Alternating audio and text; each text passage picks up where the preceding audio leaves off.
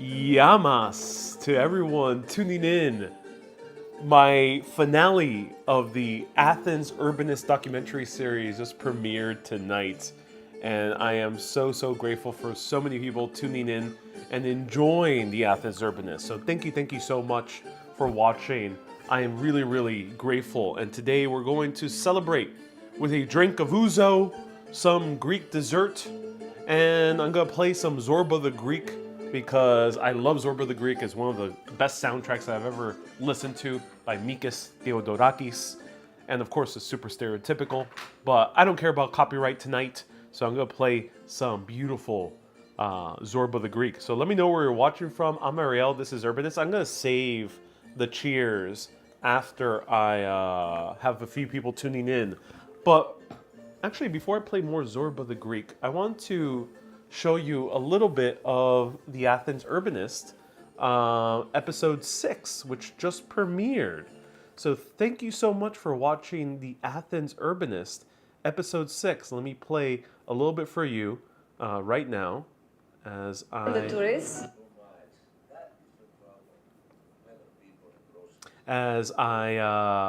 As people start streaming in. So welcome everyone. Nice to see you here. Welcome to the live stream tonight. So let's play some Athens Urbanist. This is episode 6. We went on a crazy journey through Athens. Lots of stuff happened, and I hope everyone enjoyed episode 6 and how it actually finished the series. And just give me a second. All right. Hello, Alicia. Alicia's tuning in from Jackson Heights, Queens. Oh, cool. That's awesome that you're tuning in from where I grew up, Jackson Heights. That's amazing. Thank you so much for tuning in. All right.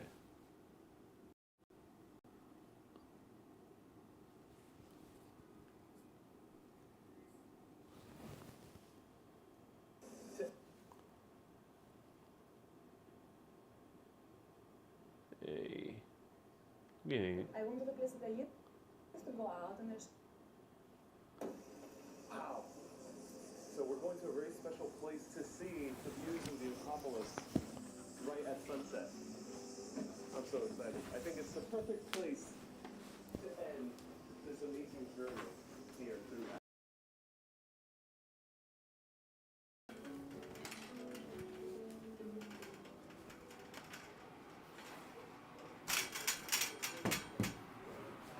People. It's going through its ups and downs, that's for sure. But to me, Athens is filled with excitement. It's filled with this creative energy. It might be chaotic, you might get lost in the chaos, but nonetheless, oh my, it fills the soul with the sense of joy and excitement. This is why I really end up loving Athens. Not just because of the city and the history, but because of the people. Oh, that was an honor making this documentary series. So let me know how is everyone doing. This is a special Q&A. I'll give a background on how the series came to be, what's the future of the series, and I'll open the floor to any questions that people might be curious about tonight. So right now I'm gonna play some Zorba the Greek. I might get a copyright, but that is okay. I'm more than okay with getting copyright tonight because I want to celebrate some good vibes from Mikis Theodorakis.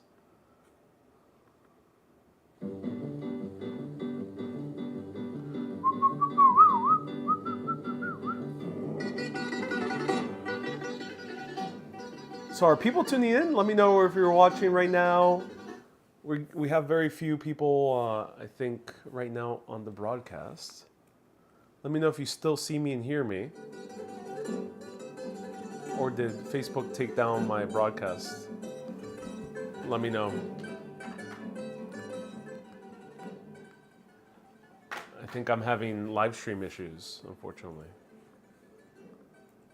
Uh-oh. Are we having live stream issues?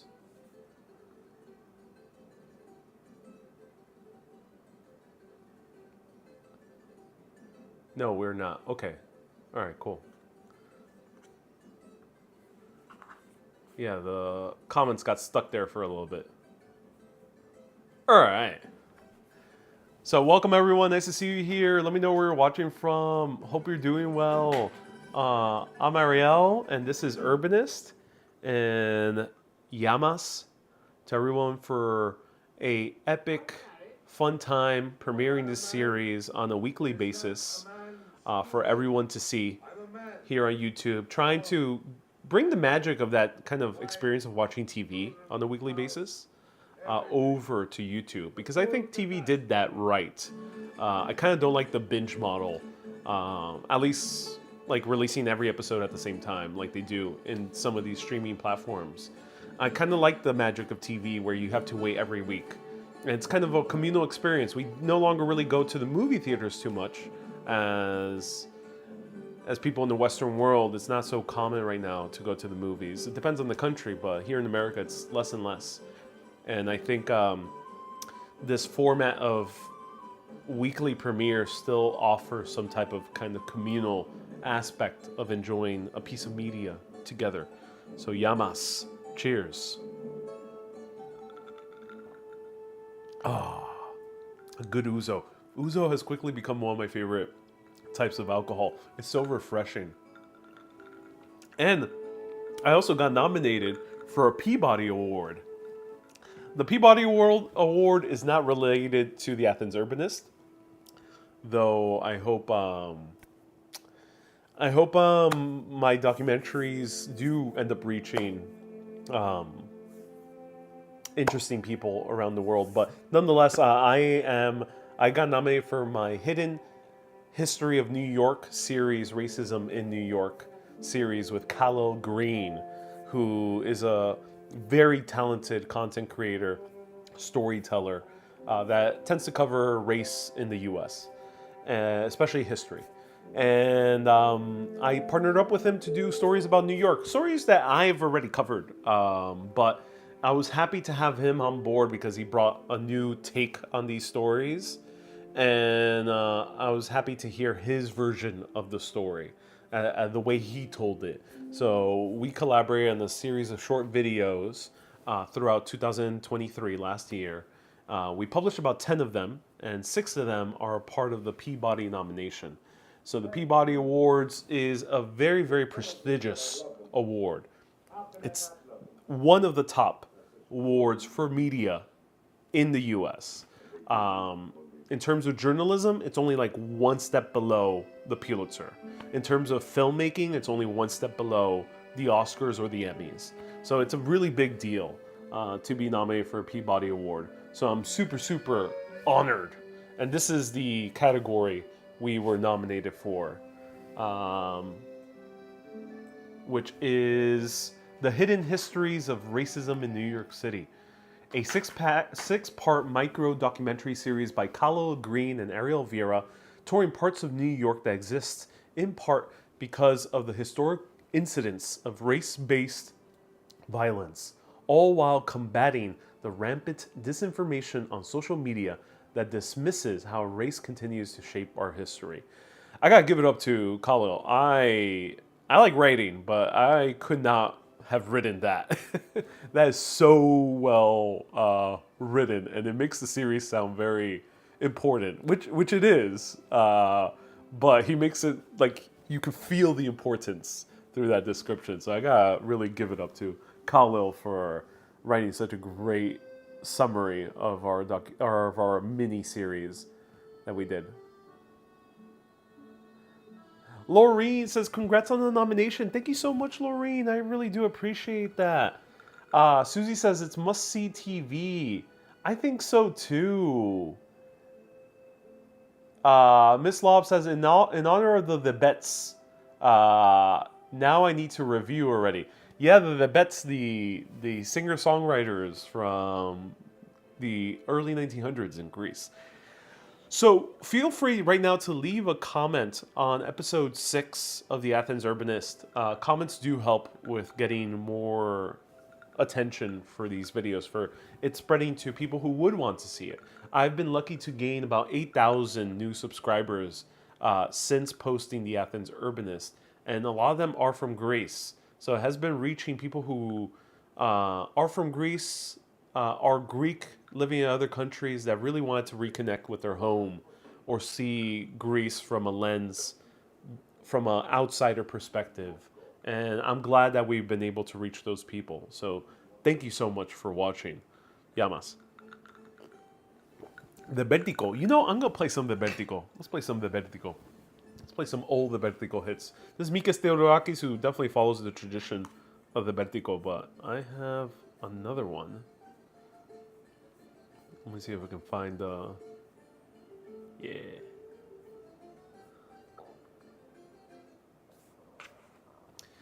Hey, Robin says, congratulations. As an African American woman, I'm pleased by your nomination. Hey, thank you so much. I appreciate that. You know, I ended up getting this nomination weirdly at a time where I'm heavily considering making a documentary series about very influential Black Americans throughout U.S. history. The reason I care about that topic, and I care about it deeply, personally, is because I really value the contributions of everyone in this country, being Puerto Rican, being New Yorican. I really see the value that New Yorkers have played in American media. Lin-Manuel Miranda, the music of West Side Story, how it was inspired by Puerto Rican music.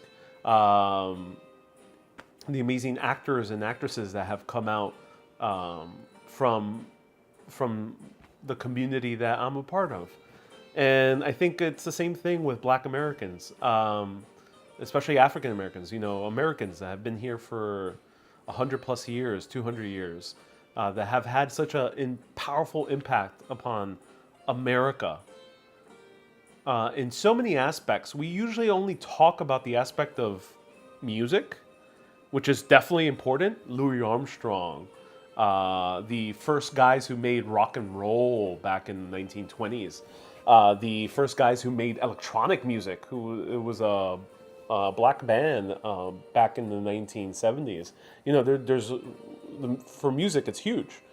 But we kind of overlook other parts of the contributions of Black Americans when it comes to the inventor of the filament of the light bulb, Lewis Latimer, who lived here in Flushing, Queens, and he has a crazy story. Chandra Kant says Langston Hughes, yeah. You have the three women who worked in NASA to land on the moon. They were all Black Americans. You have George Washington Carver, who had a entire host of contributions that have been massive upon American industry. We really only know about peanut butter, but he did a whole lot more. And the list goes on. It's a massive, massive list. And I'm kind of remiss that there's not enough media on that aspect of our American history. So I would love to do that. And it's funny that I was thinking about that just like 2 weeks ago. I was like, I really want to make a documentary series about this. And then we get nominated for a similar topic. So it was very interesting.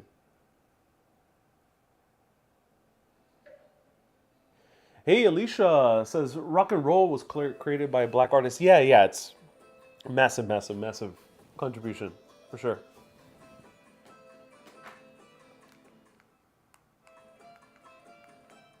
I mean, that's not to say that there's a lot of other communities, but for sure.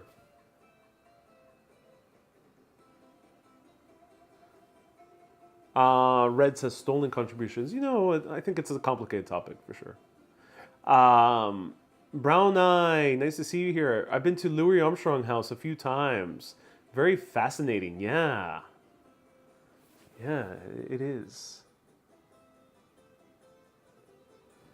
B. Sem says Thomas Edison was the one who invented the light bulb. Thomas Edison hired Lewis Latimer, a Black American, to work on the filament for the light bulb.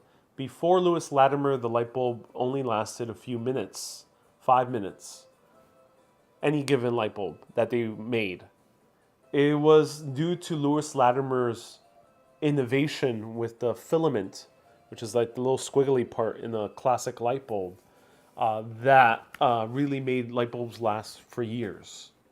He was the determining factor in the catalyst for lighting up our cities, for sure. YOY says, "Are you in Athens right now?" No, I'm not in Athens. Hey, Brown Eyed Girl says, "I have to see it. I'm new to his channel." Oh, I'm so glad you're new to my channel. Yeah, I did a video of Louis Armstrong House 2 months ago. Are you going to any other Greek destinations? Yes, I'm heavily considering to cover Thessaloniki, Greece. So you might hear an announcement soon. If anyone's from Thessaloniki or knows interesting people to interview in Thessaloniki, do reach out to me. Send me a message on Instagram, Urbanist Live. And then we probably won't be able to do this year, but if we can get funding, a higher budget from some interested party, I would love to do a series on Cyprus. Hey, Brown Eyed Girl says, my love for film brings me here as someone who went to school for film. Oh, cool. That's awesome.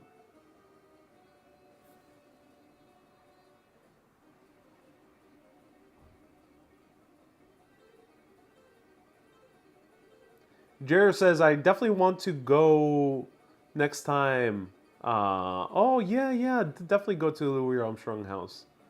Hey, Pythagorean says, "Speaking of Puerto Rico, I've always been confused between it being a sovereign country plus a commonwealth plus an incorporated territory of the United States. As a Puerto Rican, can you elaborate?" It is a fact that Puerto Rico is an unincorporated territory of the United States of America. It is a territory. It is not a state. Puerto Ricans are citizens of the United States of America. They can join the military. They have representation in national government, in federal government.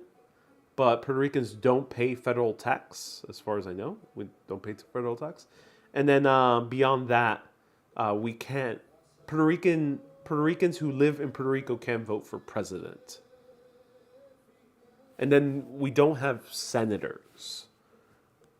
So there's no official voting representation for Puerto Ricans in federal government. That's the only difference between territory and the state. I mean, it's definitely a nuanced topic, but those are the main differences. YOY says, Cyprus is a good cross between Greece and England. Mohad says, Kypseli is the greatest ever. I did love the neighborhood of Kypseli.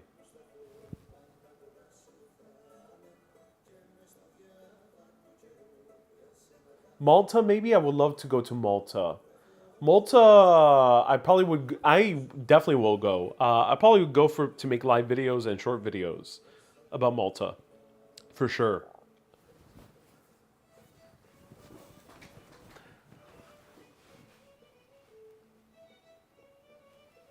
So feel free to ask me anything. Indeed, Puerto Ricans in the island can't vote for president. Lori asks, "What's the drink I'm drinking?" I'm drinking Ouzo. Ouzo. Ouzo. Victoria says, "I love the finale so much. And I have some Greek dessert." Yes, sir, I was in Greenpoint. And in Greenpoint, I passed by a Greek fast food place. And they had a great souvlaki, but they also had orange pie. Look at that, orange pie.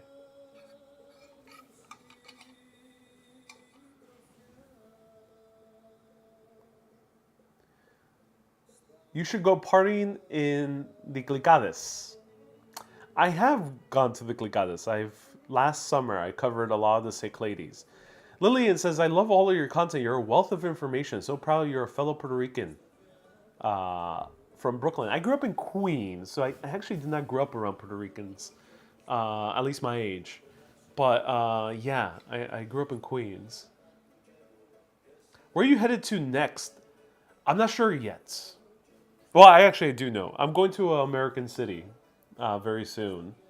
You'll see a live stream because I'm there for a very short time, but you'll see one live stream from this American City. I don't announce where I'm going, but I do aim to make another documentary series of another Greek area. And then I have East Asia on top of my list. All right, so let me try some orange pie. Orange pie, I love it. It's so good. You know, orange pie does not sound like it should be good, but they make it so good in Greece, and this is filled with honey.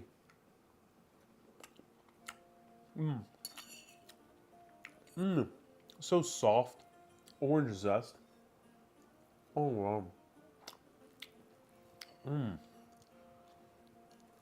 Oh my God.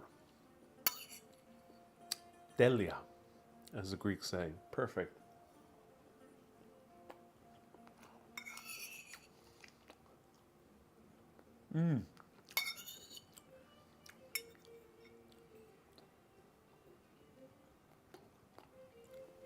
Moha says, "Is this the same restaurant?" I forgot the name of the place. It's in Greenpoint. It's the only Greek place in Greenpoint, Brooklyn. Yeah, I forgot the name. I think it was called simply Greek Restaurant or something like that. But pretty good place. I like it.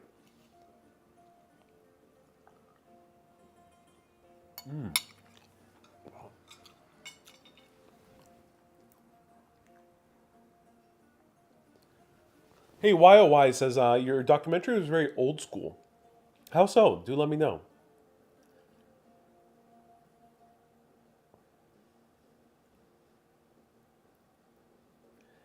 Brown Eyed Girl says, now that you've finished the documentary series, do you feel that there's anything that you, Maria, and Caterina could have expounded upon?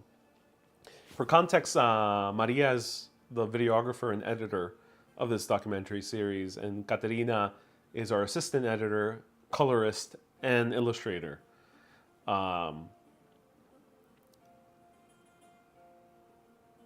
I wish I would have gone into the Greek Civil War and the junta.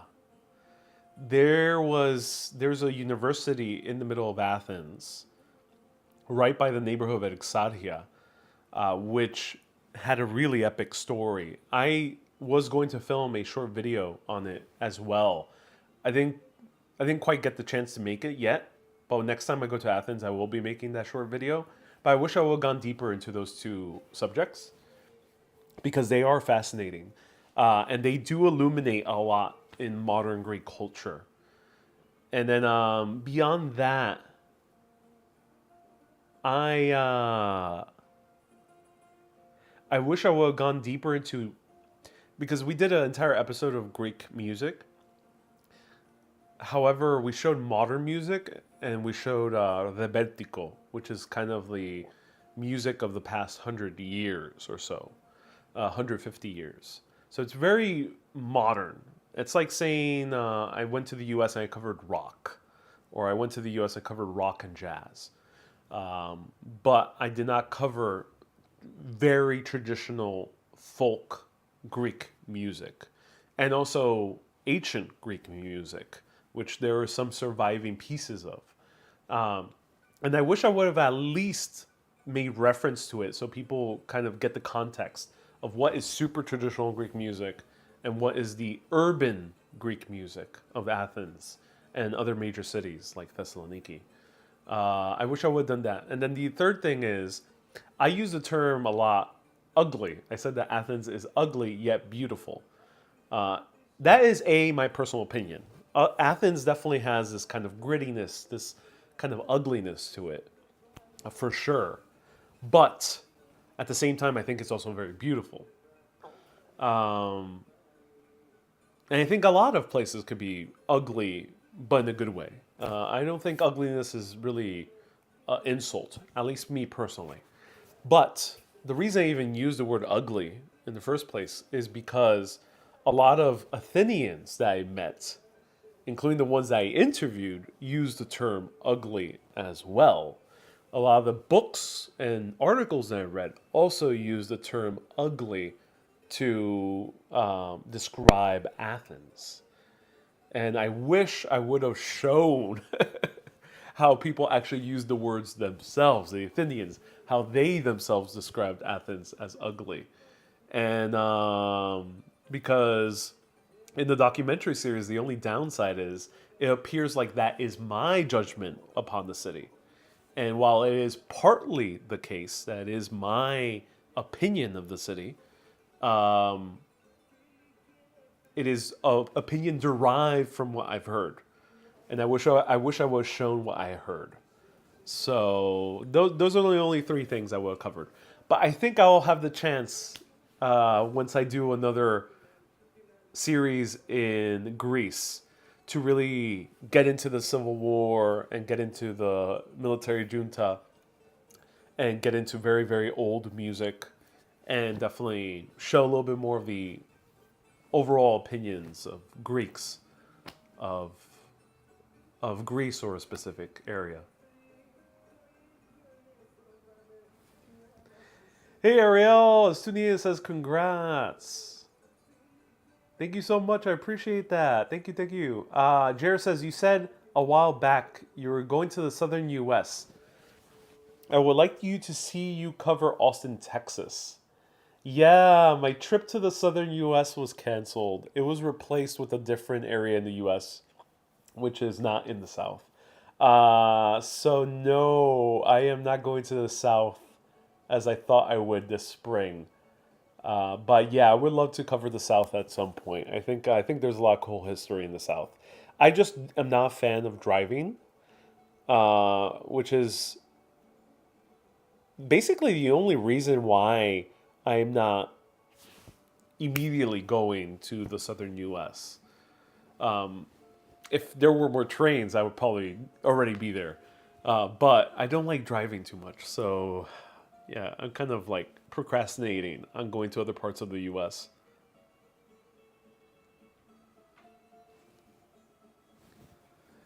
Brown Eyed Girl says, do you think that covering Athens is a good foundation for you to delve into Greek mythology and how it follows through the common day beliefs? I did a lot of allusions, a lot of analogies of Greek mythology to current day Athens, especially in that the last episode. No, the second to last episode, episode 5, where I talk about chaos. I don't do as much, but definitely. What you saw in those 6 episodes of the Athens Urbanist were informed by what I learned from Greek mythology, because I was studying Greek mythology, and it informed how I understood Greek culture. But I didn't make too many direct references to it. So yeah, maybe in the future series of Greece, I would cover mythology a bit more directly. Jared says, looking forward to seeing you stream outside of New York City again. I loved your trips to DC, Boston, and Miami. Yeah, I really love DC and Boston and Miami. It is a big shame that Boston is so expensive, because I want to go to Boston again. I think I can make many more videos in Boston, but so insanely expensive. All right, I'm gonna have these last 2 bites of orange cake.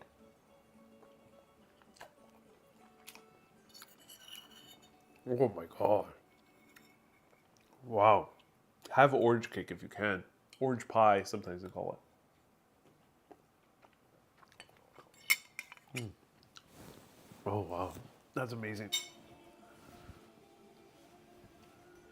Chandra says, Greek philosophy. I definitely covered Greek philosophy in the first 2 episodes a lot. The reason I didn't go into mythology and philosophy more deeper, and to ancient history, is because there's already tons of documentaries about those topics. Too many documentaries about those topics. And I kind of wanted to make something different. I wanted to make something feel a little bit more modern. I think modern Athens has a lot to offer in terms of what to learn about it. as much as Ancient Athens does. Hey, thank you so much for an incredible series. As an Athenian myself, I saw as a love letter. How much of Piraeus did you see while filming? Piraeus is dense, but it's not like that big in the area. So I did see a few big areas of Piraeus. I could spend more time there, but I didn't see that much.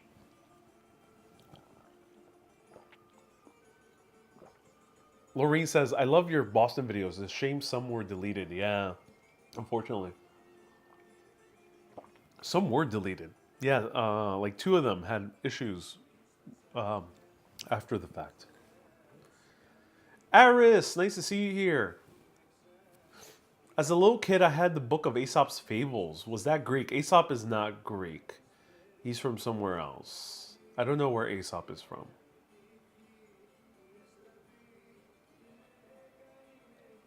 You gotta go back to get more of those $250 hamburgers. Congratulations on the Peabody Award nomination, says Surfboard. Thank you so much, Surfboard. I appreciate that. Thank you, thank you. Let's play some modern Greek music.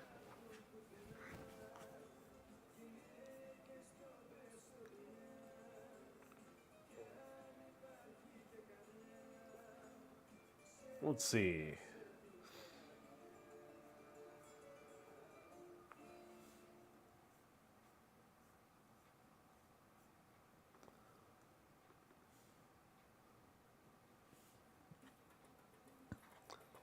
This will probably get me muted, so never mind. Can't play this. All right, let me play the Athens Urbanist soundtrack.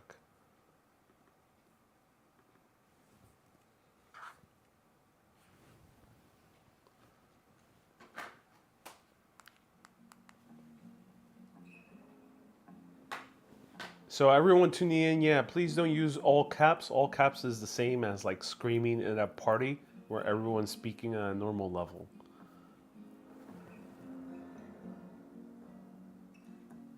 Aesop is Greek, but not all of his fables are. Most of them are attributed to him later. Oh, okay.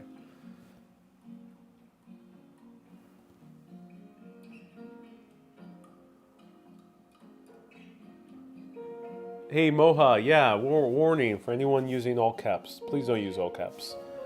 Write normal caps. Ah, Aesop is Greek. Oh, okay, thank you. Yeah, I don't know too much about Aesop.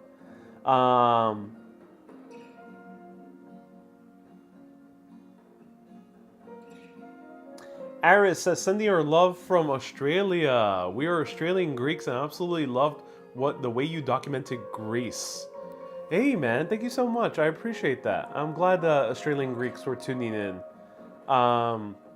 You did such an amazing job. My family looked forward to watching every episode. Oh man, that's so great to hear. Brown Eyed Girl says, I find that fascinating. It's something that came up when I studied film. It was a recurring topic for documentaries. Oh, what are you referring to, Brown Eyed Girl? Do let me know. I think you explained that, says Glennie. I think you're referring to the Greek Civil War. Yeah, I did a little bit, but not too. There's a lot more to that story.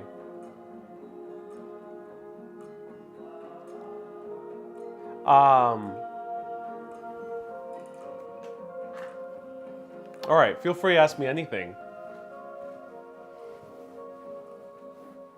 Yeah, feel free to ask me anything. I'm an open book. BC is currently in Rhodes. Hey man, that's so cool that you're in Rhodes. Is the soundtrack for the series public? Yeah, it is. It's in the description of the videos of the documentary series. So it's on Spotify. It's called the Athens Urbanist original soundtrack.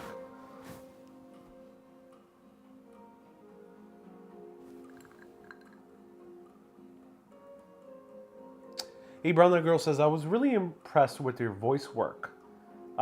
Ariel and Maria and Catarina's work, artistry. You're a winning triad. Yeah, we do hope to work more soon. So I'm so happy to hear that. XWX says, oh, hi, I love your documentaries. Hey, man, thank you so much. We have two documentaries coming up. We have the New York City coffee documentary, which will be a deep dive into coffee in New York City, trying to find out why New York City is one of the meccas of coffee. And then, um, and then the second one is the documentary series, The Edinburgh Urbanist, which will probably be 4 episodes, and it will be looking into the very fascinating history of Edinburgh. So the Athens Urbanist was a bit more focused on modern day urbanism and the poetry, the beauty of Athens, but the the Edinburgh Urbanist will be way more history based and focused. And the reason for that is that there was a particular era in Edinburgh's history from the 1600s to about the mid 1700s, where it had a gigantic, or a little bit later, from 1600s to about mid 1800s, it had a massive impact on the world. Countless inventions were made in Edinburgh, including urban planning and the apartment buildings and buildings. But aside from that, countless other inventions were made in Edinburgh. It went from one of the poorest areas of Europe at that time, at the 1500s, to becoming one of the richest and most educated and most influential areas of Europe and in the world. Everywhere around the world you go to today, you will see something that came from Edinburgh or from modern day, from Scotland from that time. It had a massive impact on industry, medicine, science, economics, philosophy, and and urbanism, and countless other things. So I just can't wait for that series.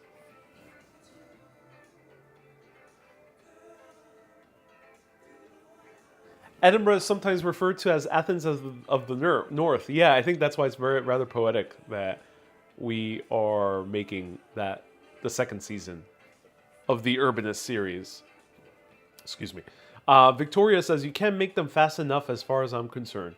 Yeah, it's budget. Budget is the only thing that limits us from going faster.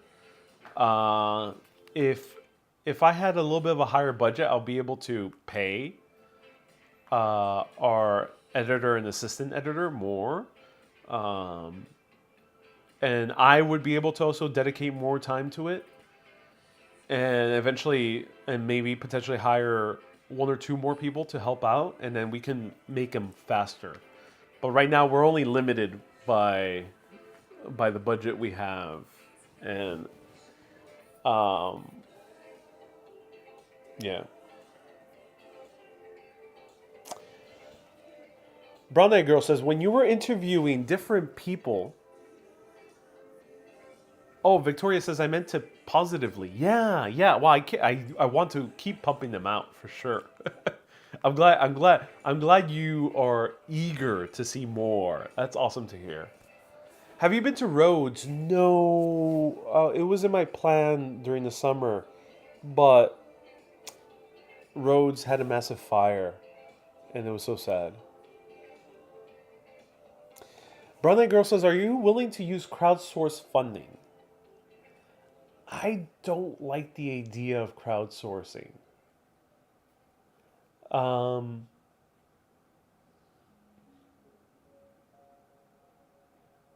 the reason I don't like the idea of crowdsourcing is that I want to entertain you guys. I want to entertain everyone who's watching. You're the audience. I don't want to make you guys the executive producers. Like, I think I do admire when certain YouTubers do massive crowdfunding campaigns, and they get a lot of money directly from their audience. But I think it blurs the line a little bit of audience and something more. And I'd rather have someone else pay for it. Like a sponsor or a cool foundation or some type of grant or some type of studio or some type of streaming service. I'd rather have someone else pay for it. So you guys don't need to worry. You're there just to be entertained. Um, and I think that's why I wouldn't do crowdfunding. At least that's my current stance on it. I'd rather just have you only stick to being entertained. If someone wants to independently contribute, I'm more than happy to accept those contributions, like I do on Facebook and Instagram. Sorry, on PayPal and Patreon. More than happy. And if you want full access to the full uncut interviews of the Athens Urbanist, and there's a lot, you can become a patron. Patreon.com/urbanist. And you could contribute monthly. So I do like Patreon, but I like Patreon because I get to offer you um, more entertainment. Um, but yeah. Brown Eyed Girl says it was a mere suggestion. No, no worries. No. I appreciate that suggestion. Thank you. It's something that a lot of people have asked me about. So, and Lab says, then you're sort of obligated. Yeah, you are. You know, it's kind of a crowdsourcing is also a bit of a pressure because then you gotta make everyone happy. I love having an audience and many of you tuning in and watching these videos and enjoying yourselves and having a blast. I love it. But I don't want to feel that pressure that I have to appeal to all my audience all the time. Or for like a bigger project, like I don't want to make a documentary series where I have to feel like I have to appeal to everyone. I'd rather make something true to my heart, something true to the heart of my team, Maria, Caterina, anyone else who I work with. And if we get a sponsor, a grant, a contract, a studio, a streaming service, putting in the money, I want to honor their commitment. But beyond that, I want to make something that comes directly from my heart. And I know that when it comes to entertainment, I follow the advice of Steve Jobs. Steve Jobs said, the customer is usually wrong. Going against the very common American adage that we say the customer is always right. Steve Jobs challenged that and saying the customer is usually wrong. And I think he has a point. You know, sometimes you have to make stuff that people might not think that they want, but they will enjoy for sure. And I think that's why, like, if I went the traditional route of trying to make a documentary series about culture and travel or about urbanism, I don't think anyone will have given me money, neither the audience crowdsourcing nor a major sponsor or streaming service to make the Athens Urbanist, because it just seems so specific. It's like too specific. It's like, who cares about a series about Athens? Maybe Athenians do, but who cares? That's probably would have been, I think, the impression that most people would have had. But no.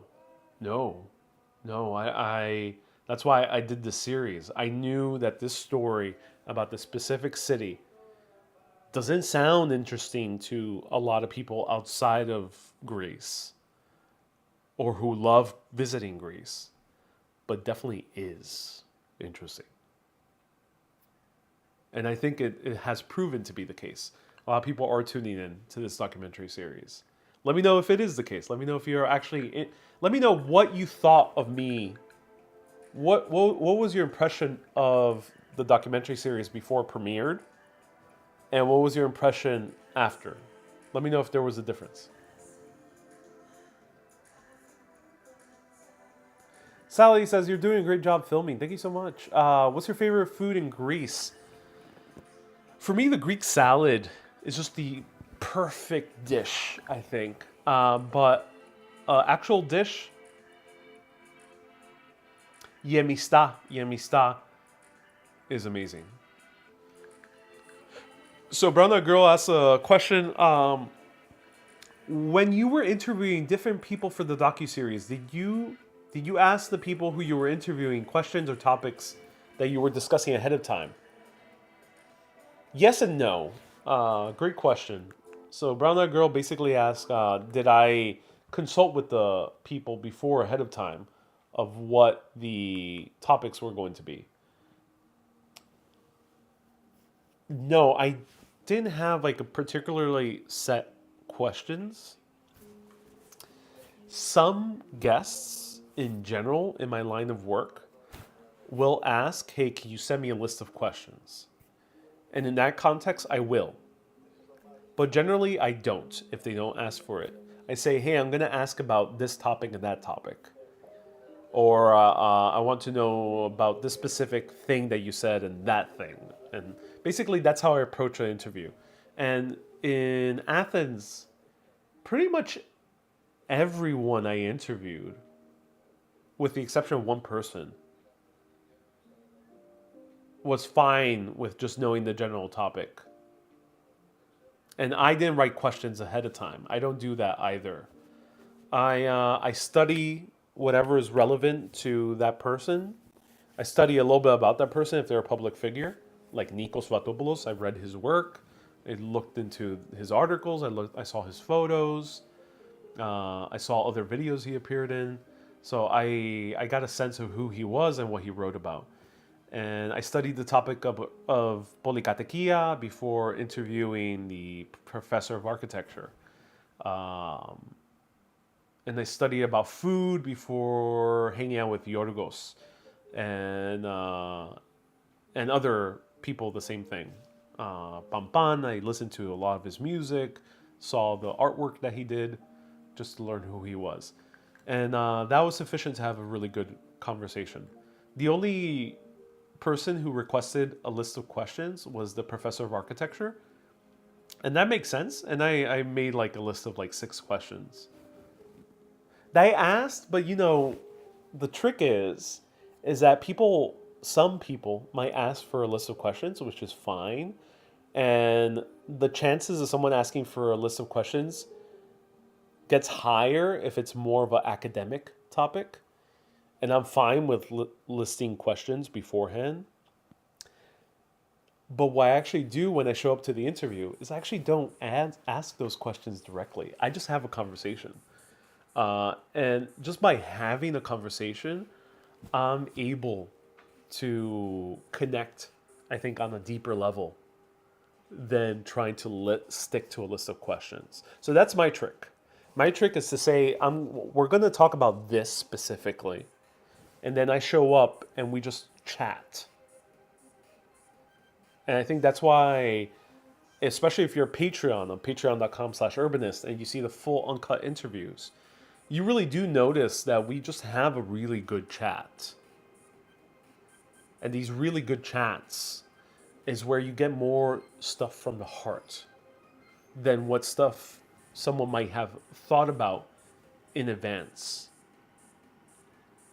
Because I don't, in a good conversation, I want someone to be intellectual. Like, I like this kind of intelligent conversation. But I don't want someone to be just stuck in their mind. I want stuff to come from the heart. And the way for the heart to speak is to go without expectations and to listen and to open up to the person. To be open to the person, regardless of how they are, what they think, what they want. To just be there, to just really be present. And I think that's what makes a great interview. And so my style of interview is not typical, I think, of at least amateur documentary filmmakers. But I've heard some of the master documentary makers do talk about this. but not all of them. But like someone like Werner Herzog talks about this. Adam says, I finished watching the Athens documentary. Hey, LAB says, chatting and conversation brings out more than just interviewing. I believe it. Yeah. How much longer is this live stream before I can see the documentary series you're talking about? Hey, I'll probably stick around for like 30 more minutes. But the documentary series is all available. It's all 6 episodes. They're already up on YouTube. There's a playlist called The Athens Urbanist that you can watch. Ariel, would you consider expanding your audience on documentary beyond YouTube, say public television or the History Channel? So the reason I made one of the main reasons I made the documentary is to catch the attention of a major studio or a major streaming service. I want a big budget to tell a really epic story with gorgeous cinematography, for sure. So I'm 100% down to work on a series, or at least one season, with History Channel, BBC, Netflix, Amazon Prime, Apple TV. I really, really, really want to be able to make something that just takes what I did with the Athens Urbanist and takes it up a notch. And the way it takes it up a notch is A, more budget to make it faster. B, better cinematography, which is a lot more work. It requires lighting, requires a cinematographer. It requires a lot more work. And then C,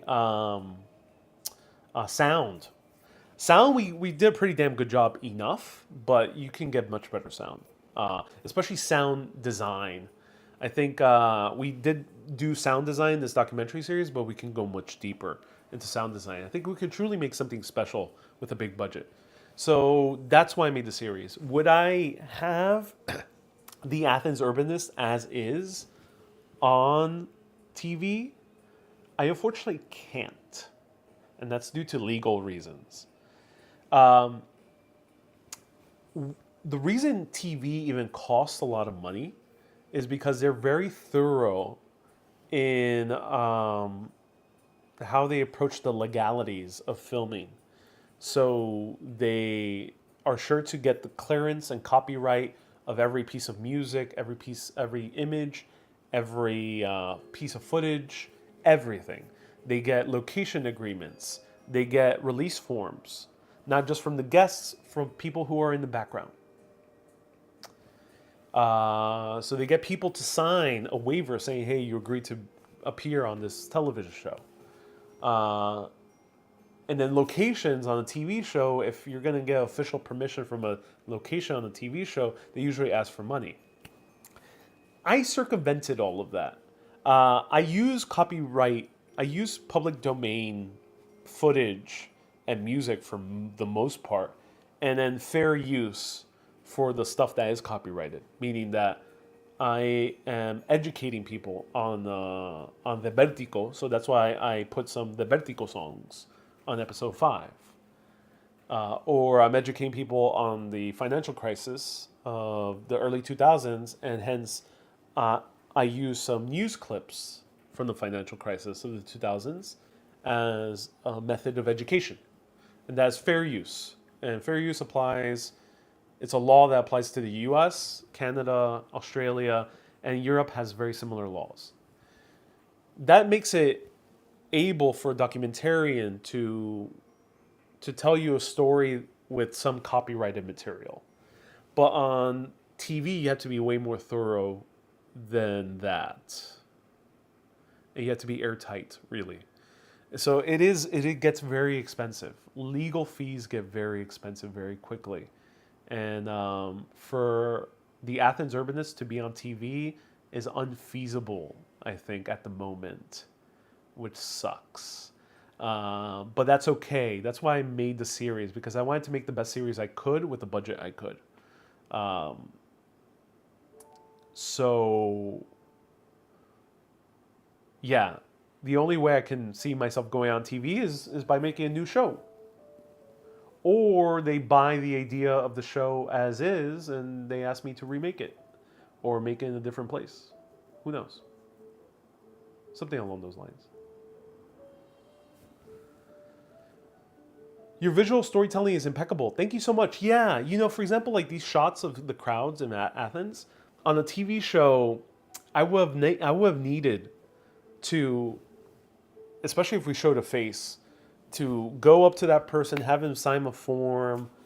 Oh, it's just been a big ordeal. I didn't have the time and money to do that. So generally, everything, the entire series is legal. There's countless of other YouTube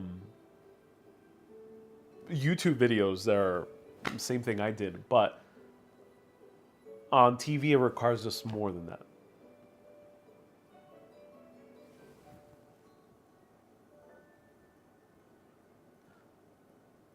One neighborhood differs from another just in a few meters of its history. Yes, it does.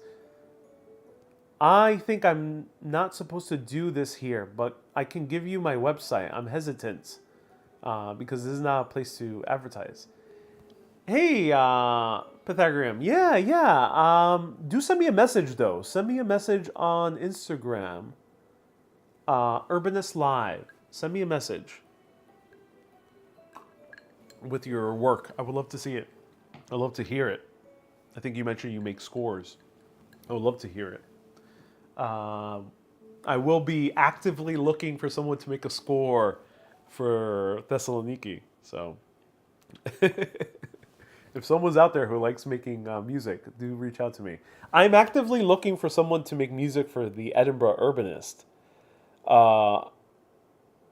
Nothing will probably happen now, but more towards fall, I'll be looking for someone to make music for the Edinburgh Urbanist.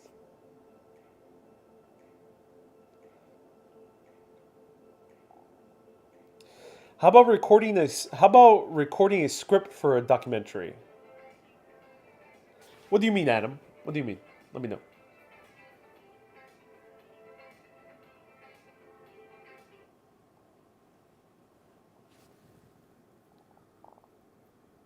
Maria says, yeah, the logistics are complicated on TV. Yeah, unfortunately they are.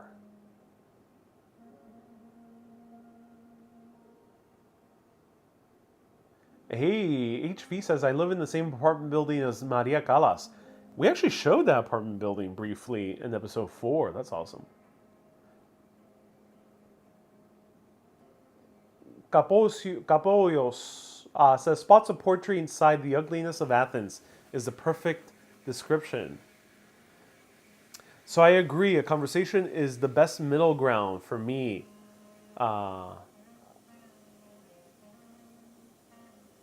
Hey, Brana girl, do you actively make documentaries? Do let me know.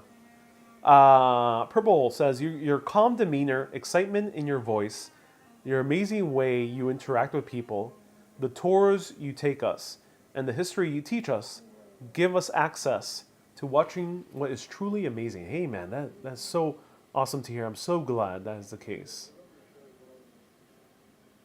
Pythagorean says, not amateurish, it all pertains to budget and funding. However, if you're on a $3 million budget, you can film with 9 camera guys. Ariel captured all that he could with the budget. Yeah, I only have 1 camera person, so a higher budget will allow me to have a second camera and potentially a third camera. 2 cameras would be necessary for a conversation because you can film 2 people speaking. And then it'll be nice to have like a additional cinematographer, videographer to film more of the spaces. So yeah, there's a lot of cool stuff that could be done. Ariel, would you consider expanding your audience? Oh, I already answered that. It's why you're so successful, says Victoria. The educational aspect and the personal interaction with local people makes it extremely desirable to watch.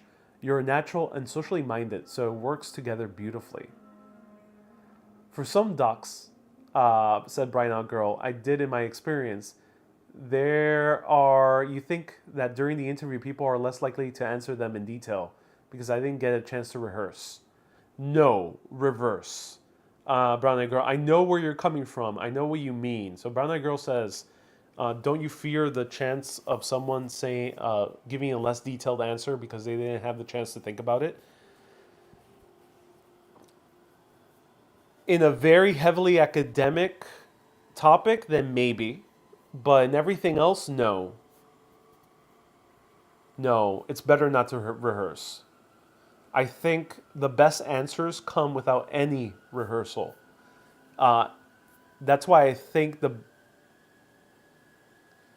conversations that I had in the Athens Urbanist and that I included in the documentary series, the parts of the conversations were generally from us just randomly chatting, as opposed to the questions that I had somewhat in mind before. So, like for example, like I'm hanging out with Yorgos, who's a great guy. He got a lot of hate in episode 2. I disagree. I think a lot of people just didn't get the full context of the conversation, but he was really fascinating to talk with, and I knew that I wanted to ask him about food culture in Greece. What do Greeks like to do when they dine, um, and how is it being uh, an Athenian coming from another place, which in this context was Lesbos. Basically, all the interesting statements that included in the documentary were the follow-up questions to that. So I asked, like, also, what do you think? How do people love to eat in Greece? And he said blah blah blah blah blah. And then I asked a follow-up question, and then we get more. And that's the real answers. I think even in academic circumstances, if you interview someone who's an expert in architecture, like the professor actually did not anticipate the conversation going as deep. And you can hear him say this in the bloopers that were included at the end of episode 6. He did not expect to say most of the things he said, and the reason for that is that I'm generalizing, of course, but for many academics, they don't think that the topic that they are experts in are as interesting to the general public. I'm generalizing, but that has, for me, been the experience. Academics don't think it's so interesting for everyone to know about the typology of cities, the urban typology of cities, or like in Edinburgh, I interviewed the one of the schools of medicine, and I don't think they thought that the foundations of Western medicine started in Edinburgh were so terribly interesting to expound upon beyond just the basic story of it.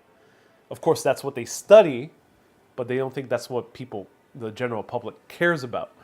And and I realized that by having a conversation that is driven by my own personal fascination, you end up getting a more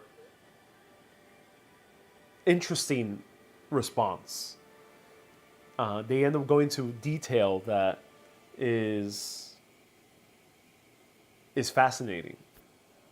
But the host, me, the interviewer, has to be fascinated. If I'm not fascinated, then it ain't gonna work too well. So there was one interview, I'm not gonna mention which one, but there was one particular interview in the Athens Urbanist. If you're a Patreon, you might be able to notice this one, where I kind of ran out of fascination. It was super fascinating the first like 2 hours, but after that, I was like, I don't need any more. I felt like I didn't need any more. Really, like I was just like, please, no more. Luckily doesn't happen too often, but sometimes it does. And especially when it comes to topics that are much darker. So I just ended the conversation there. I was like, all right, we got enough. And it proved to be just enough. If I would have just like forced myself to continue the conversation for like another hour, Yeah, I think it would have been not a best way to spend time. And you have as a guest one of the most valuable journalists, Mr. Vatopoulos. I could have easily chatted to Vatopoulos for hours. He's amazing, yeah.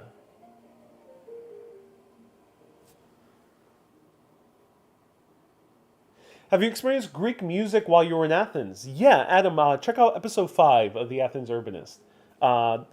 You will see me actually enjoying Greek music there. The Verticos specifically. HV says you did an amazing job, and maybe you'll discover the other Greek music. Yeah, I will. Pythagoras says, Ariel, I just asked my benefactor to take you with us to Borno. We're recording my first symphony. Oh man, that's awesome. So, Pythagoras, wow, okay, that's amazing. Do reach out to me on Instagram, Urbanist Live. I think you have before. I will look for your message, but reach out again so you can go to the top of my messages, and we'll chat. That's awesome, man. Congratulations.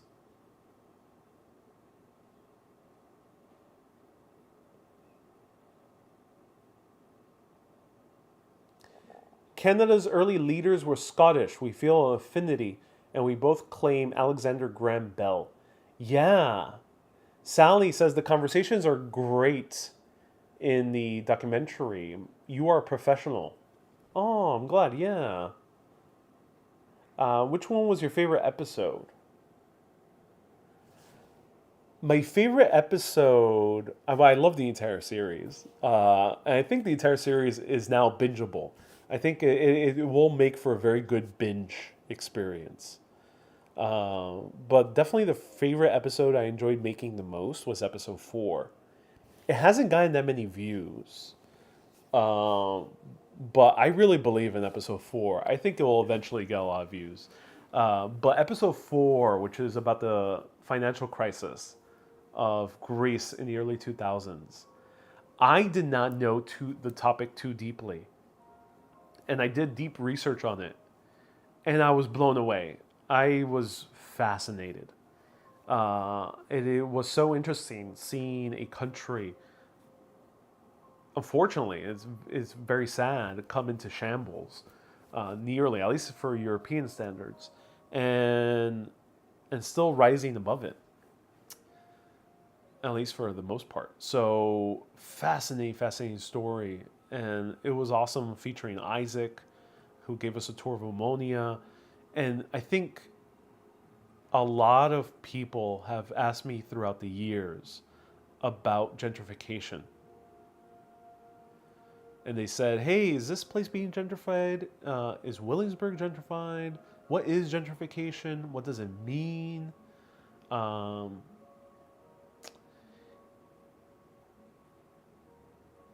and I've been afraid, or reluctant, not afraid, reluctant to cover that topic because gentrification, at least here in the US, is fueled with a lot of emotion and fueled with a lot of controversial topics. Racism, class strife, um, immigration. Really, really heavy topics. Topics that can easily veer towards a very heated political discussion quickly. And I'm glad in episode 4 of the Athens Urbanist that I was able to introduce the topic of gentrification and help people understand it from looking at Athens and its gentrification and seeing how that directly relates to New York and the US. And I think I was able to unpack these very dense topics about urbanism and make them understandable to people, to the general public. At least I feel that way. I've got a few comments that was the case. So let me know what you think of episode 4. But that really kind of that is the stuff I like doing is I love urbanism. I love cities. That's why I call my show Urbanist. That's why I call the documentary series show The Athens Urbanist or The Urbanist. Um, and it's because I think cities, and I think how cities are made, how they're designed, how they change, how they work, really influence humanity. The city is the hive, as a hive is for bees. It's the ant mound for as it is for ants.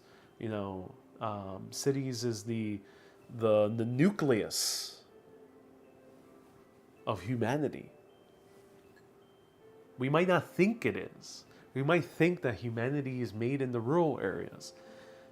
Sure, we're fed in the rural areas, um, but humanity is city. And to ignore cities is to not really truly understand humanity.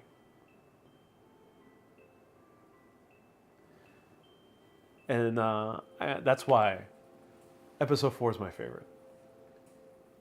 LAB says, "Thank you so much for avoiding dull economics." Yes, I also wanted to make economics sound more interesting, fun. Fun might not be the best word because it's very serious. It did affect a lot of people's lives directly. It does suck having going through a financial crisis, and lives were indeed lost for many reasons, but I think economics can be made interesting.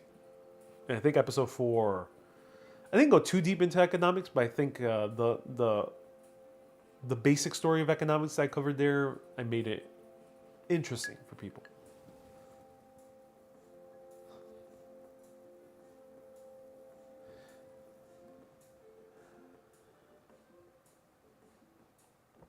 How do you structure your documentary series? You know, this is an excellent question, Brown Eyed Girl.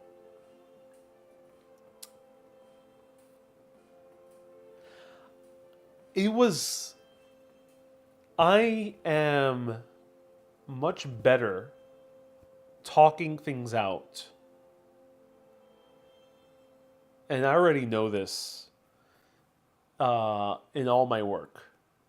That's why if I do a live video about a topic of history and then later on record the short video, it's going to be awesome. Same thing with this documentary series. I actually covered Athens on live video, and I did a few live videos before even starting to record this past summer. And there I was able to find the right conversations and the right topics to cover about Athens. Same thing applied to the structure. So the structure basically came up as me and Maria were talking for hours about the structure. The first time we really started thinking about the structure was the last few days of filming. It was 2 weeks of filming. And that's when I started really saying, "Hey, we gotta think about how we're gonna make this series." Originally, the plan was 7 episodes, so I already had an episode number in mind, and I hired Maria for that set amount of episodes. We reduced it to 6 because we found out that we had 5 solid topics, and the structure was the topics. So 5 topics, and the 6th is tying all those topics together. And that's the main structure of the series. But how did we do it in order? So I knew that in order to understand Athens, we had to tackle what everyone knows about Athens, the ancient history. And by covering the ancient history, then we were able. So, yeah, the ancient history, like that had to be the first episode, because if you understand ancient Athens, it helps you understand what eventually becomes modern Athens. I couldn't skip over the ancient history. However, I approached ancient history rather briefly, and I approached the most important parts of the ancient history to really already set you a proper foundation so you can know about Athens. as most people already know about Athens. But what's the second thing? And then beyond that, in the first episode, we also cover the religion. And that's why we paired these two together. Because in Greek culture, and this is very relevant if you speak to almost any Greek, is that they are very proud of their ancient history, and Greek Orthodoxy is still very influential in daily life. Those two things. People might not be very proud of Greek Orthodoxy or very religious, but those two things are very important to any Greek you would chat with. And that was my own personal experience. So that's why first episode was those two things. Then the second episode, like, yeah, ancient history is so important, but what is the other thing that every person who visits Greece thinks about, cares about? Food. It's just so obvious. Food. And I realized from my own personal experiences in Greece that food truly, it was a cultural connector. Food is deeply important in Greek culture. And I think that's why I think food was very important to cover in the second episode. Because if you understand the ancient history, then we can understand how ancient history has informed the food culture of Greece. And then we can go on to the topics that I was most eager to cover. So basically, for episode 1 and 2 are more like prologue. It's more like a refresher on what is what people see as being important for Athens, for Greece. And then the third topic that we had is architecture. But I realized that what was more important than just architecture was specifically the polykatechia, the apartment building that is all around Athens, all around Greece, for sure. And the story of the polykatechia was so deeply fascinating that it was great for just one entire episode. But then beyond that, episode 4, what was the most influential thing that happened recently was the financial crisis. But the thing is, I realized, and this is what we had to chat, me and Maria had to really chat about this. And initially, we were going to make a episode on artists, on street art, and then an episode on music, and then the last episode. However,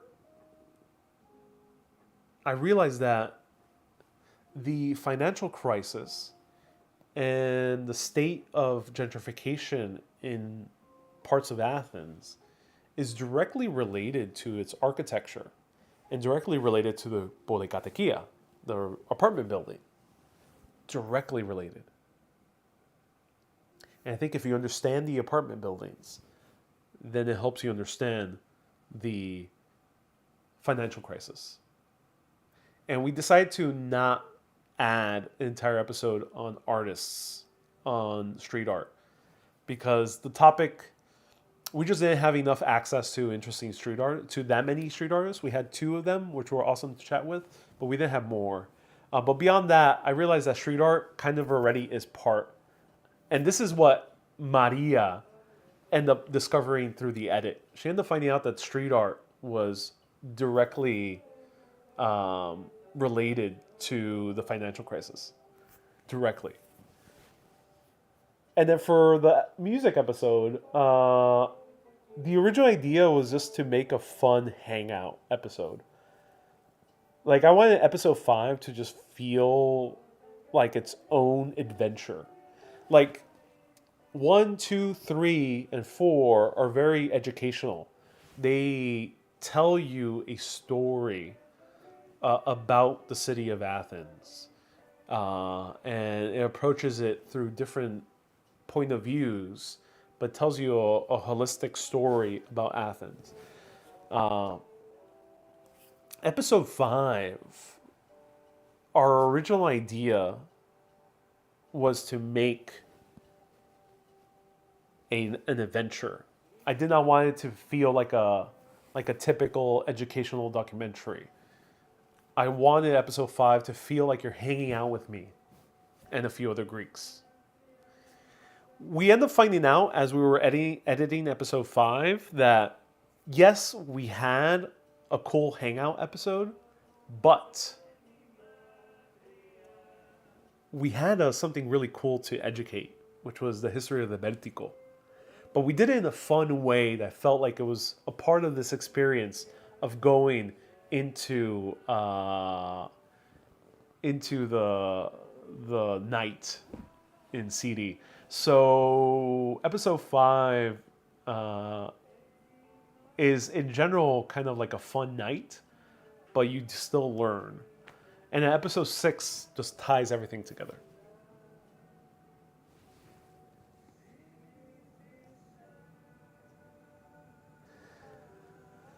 Hey, Brown Eyed Girl says, now I just do editing for nonprofits. Hey, oh, wow.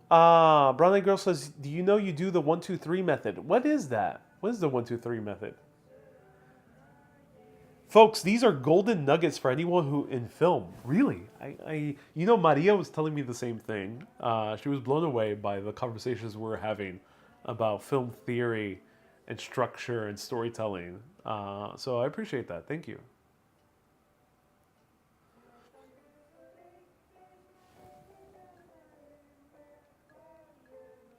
Also, Bill Moore says, also the Polikatekia thing in the future seems to vanish first cause of the new architecture, gray minimalism. Yeah, color could be useful in Maria and Katerina's idea of porosity, for sure.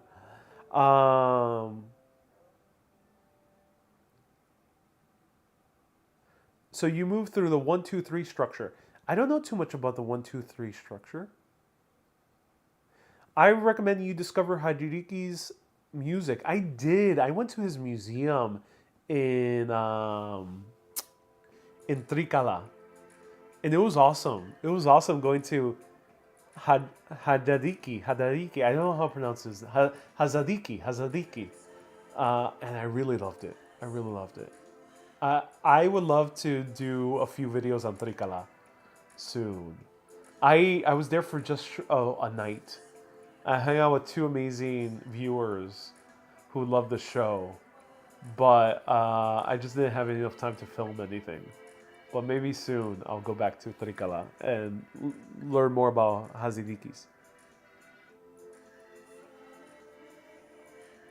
Jared says, I definitely learned a lot. 5 was the prize, says Miss Love. Yeah, in a way you can see it that way as well. How many Greeks do we have after all? We have a lot.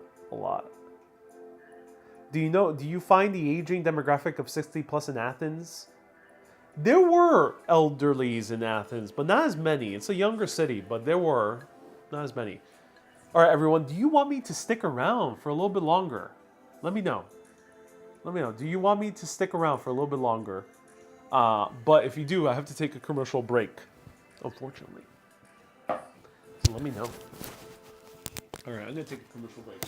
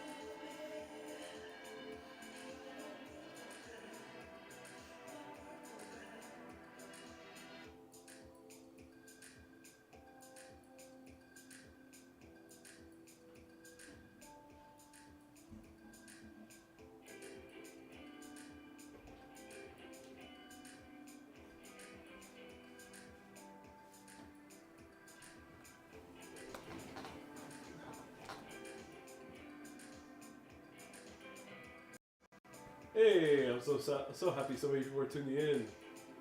Thank you so much for watching this. I appreciate that. I love chatting, so ask away. I think I bought this at the beginning of the series, and I didn't realize how much Ouzo I was drinking. I drank nearly an entire bottle, the entire series of of the Athens Urbanist. So let's drink a little bit more, shall we?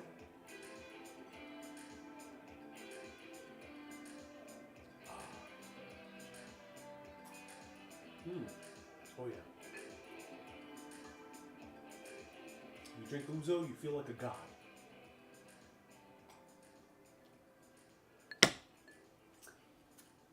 Now, the first Mike. So, the first two post live streams I did of the Athens Urbanist, I didn't realize, I forgot that Ouzo had to be diluted in water. So I drank like 2 cups of pure Ouzo. I didn't think that I forgot, and I realized, why am I getting drunk so easily?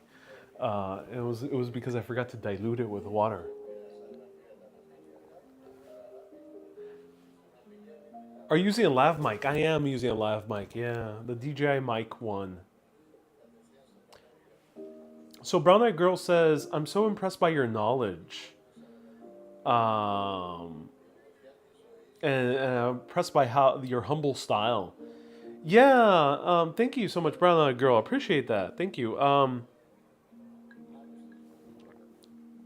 Entertainment can get to your head. This industry is very easy to get to your head. So you can easily start to feel very self-important in filmmaking and storytelling. Because in a way, if you're a good storyteller, if you're a great storyteller, you're like a god temporarily. You know, in a way, you rule someone's experience. If you can do it well enough, you rule their experience. You rule their 5 senses in a way for a limited period of time. And it is a great power. But and I think that's why people kind of who are good at it sometimes kind of get lost in it, because they think suddenly that their films are so deeply important, that they're such high art. But no, the main point of this job that I do as a filmmaker, documentarian, storyteller, whatnot, is having fun. It's making a good time for fun. Making a good time for fun, for sure. Yeah, that's the main important thing. If you start getting too high-minded about your job, especially in the field of entertainment or any type of filmmaking, you will lose sight of what's most important, which is fun. And that's my highest priority in any work that I do, any story that I tell, any short video that I make, any documentary, any movie. I just want you to have fun as an audience. Top thing. I gotta have fun, because if I'm having fun, then you're having fun, ultimately. So top thing is fun. Because I can teach all the messages I want. I can make a high and mighty important message. I can, I'm very honored that I got nominated for this Peabody Award. But don't get me wrong, that those videos that I did with my friend Khalil Green weren't to spread some type of message. It was just to have a good time informing people about a specific part of history. That is the most important thing for me at least in those videos. Of course, my friend has his other intentions, but for me, it was just to tell you a cool part of history. Not well, cool is not the best word, but an interesting part of history, a part of history that should be taught. And that's my intention. If I'm in episode 6, I think I cover this. I say like that I'm getting tired of the glamour of the big city, and this also applies to life. Episode 6 is, I think, I talk about in the context of a city, but what I really am saying is that I love life in moderation. The middle way, as the Buddha said, the middle path. The middle way is also a concept in Taoism. Moderation, as the ancient Greek philosophers said. Don't get too high and minded. Don't veer too much in indulgence. Don't veer in apathy. Go the middle path. Don't get too caught up in the glamour. Don't get too caught up in the negative sides of a public-facing type of career like this. So just enjoy the wonders of having a good time for the sake of having a good time. Nothing more, nothing less. Just enjoy yourself every step of the way.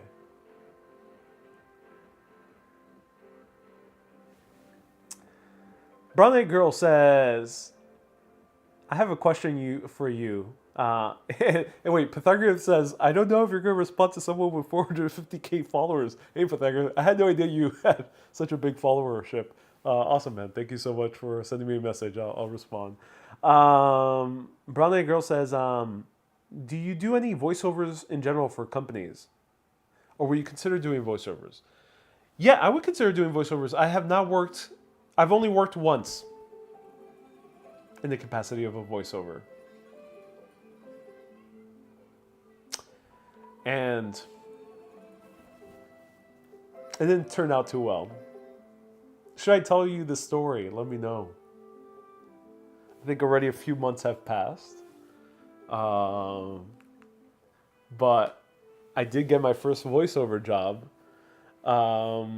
late last year in November. My first ever voiceover job. Let me know if you want to hear this story.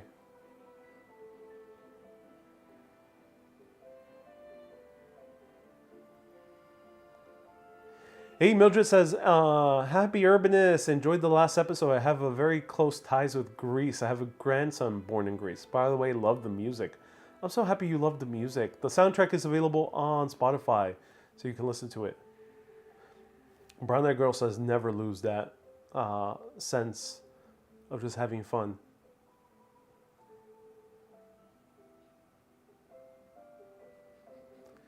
Brown Eyed Girl says, whether your goal is to be a world-renowned film director, always, I can't stress, remain humble. Indeed. You know, my goal is to just make awesome movies. I don't care about the world renown. It's not my priority. So I was hired to do a audio guide tour of New York City. And yeah, I was hired to do an audio guide tour of New York City, paid by a very big company here in this U.S. I'm not going to say what the company is. I'm not going to say what the tour is, but this big company, so it was a big deal. It was a big name paying for another company to make this audio tour, and they wanted to hire me to be the voice of this audio tour. They wanted kind of like a real New Yorker sense to this tour. And so they provided me with the script. They asked me if I wanted to change anything to make a little bit more of my voice, and I did.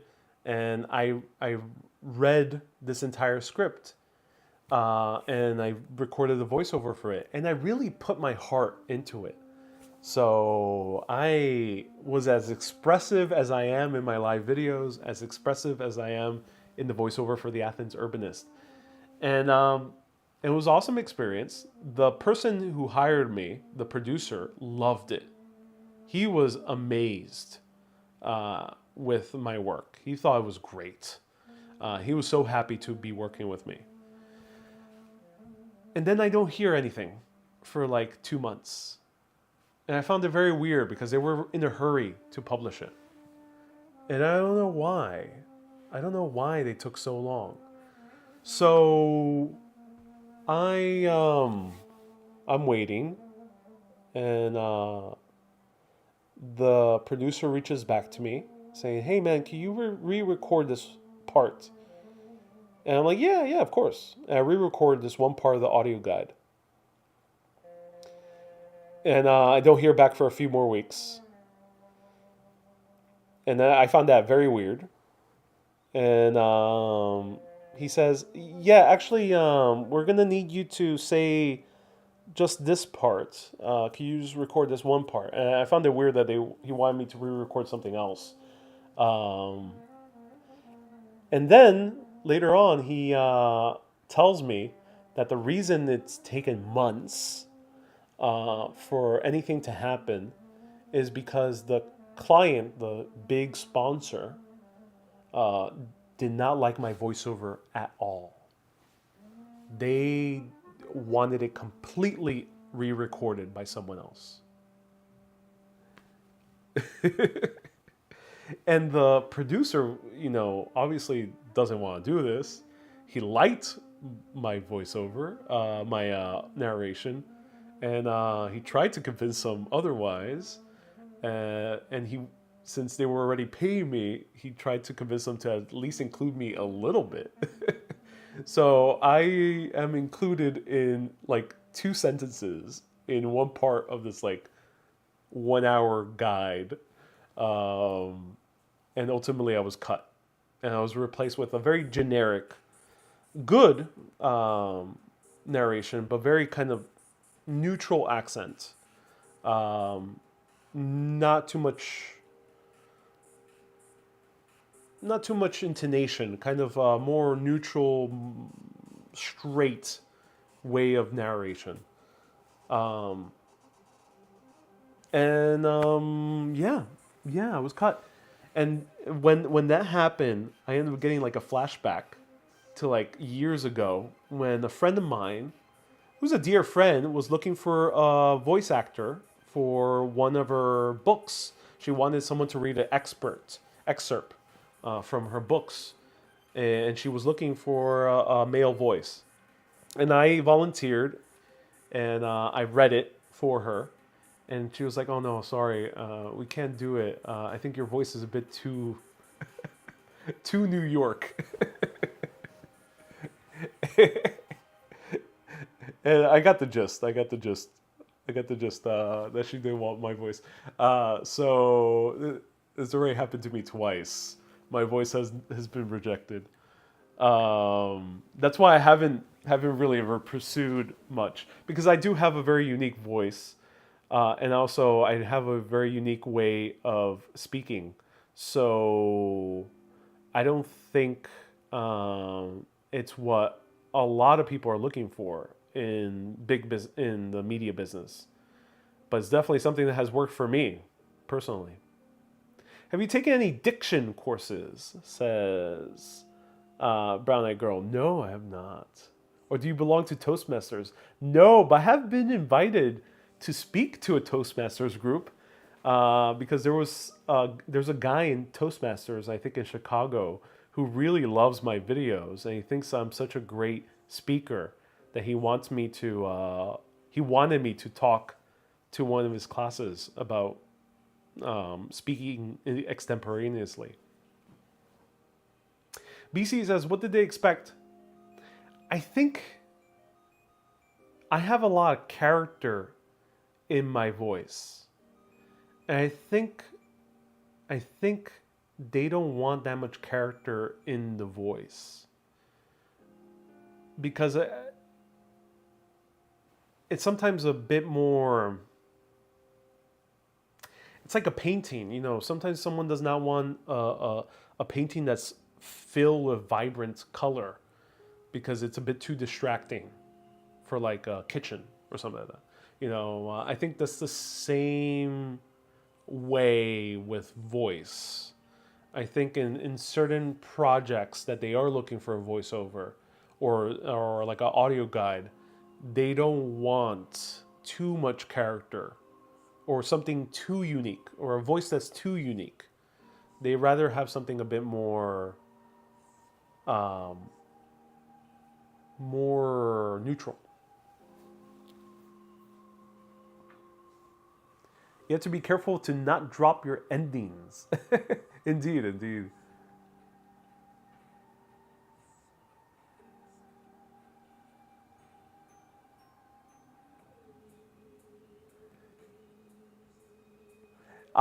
Pythagoras says, I can teach you orthophonia in 20 minutes. What does that mean? I don't know, orthophonia.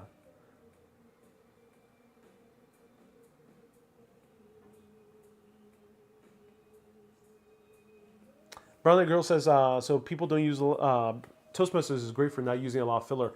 Yeah, editing my own work has allowed me to be very conscious of filler. So especially doing short videos, I've been very aware of all the filler that one can say.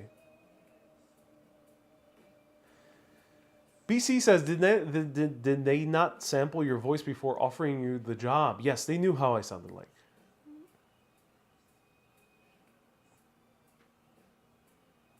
LAB says, wow, you just can't please everyone. Indeed, indeed, you can't.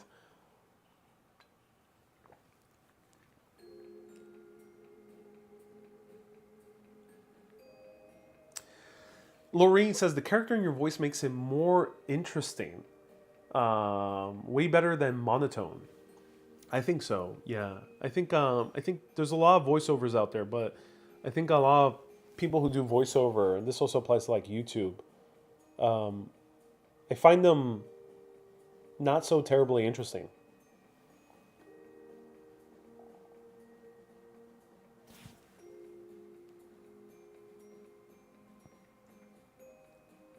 Oh, Pythagorean. Okay, interesting. I will look into that. Do you record at home or a studio? Oh yeah, I did not have a studio. I had to record at home.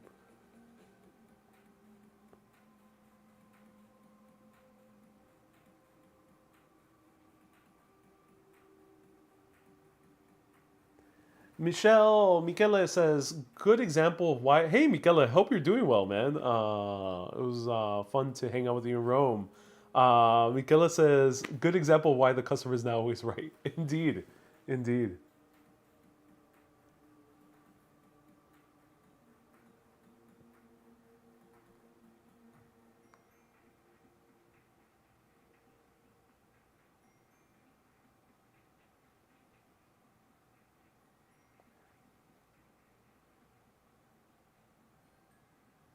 Brown Girl says, you definitely don't have a monotone voice. No, I don't know. I don't. I have a very rhythmic voice.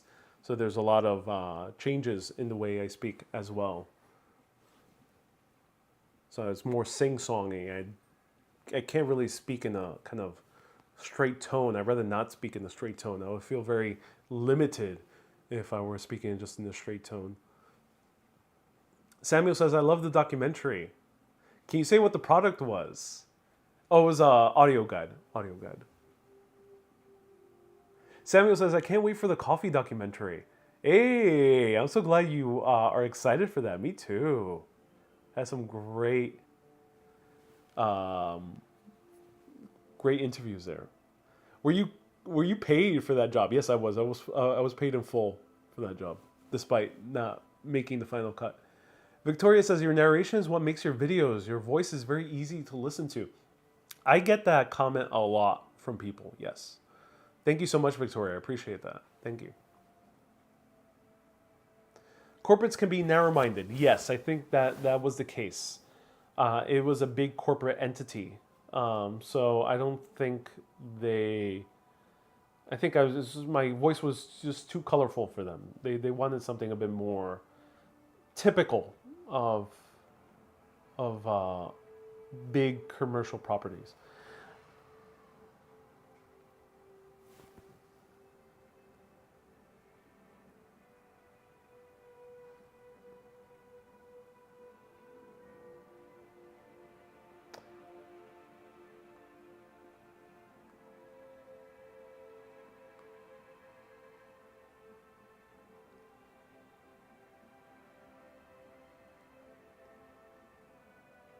LAV says, let me guess, you were not enough New York for them.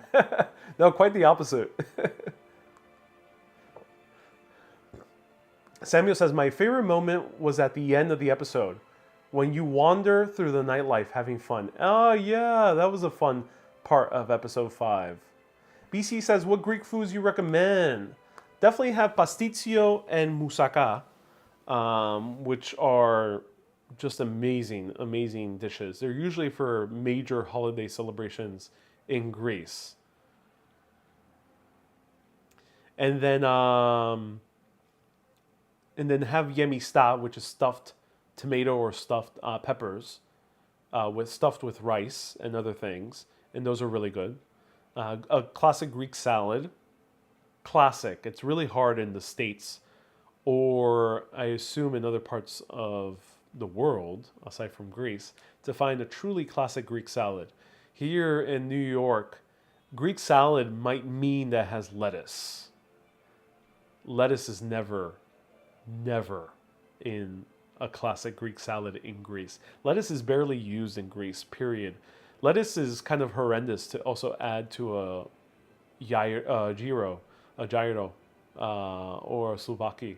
So it's just weird to have lettuce here.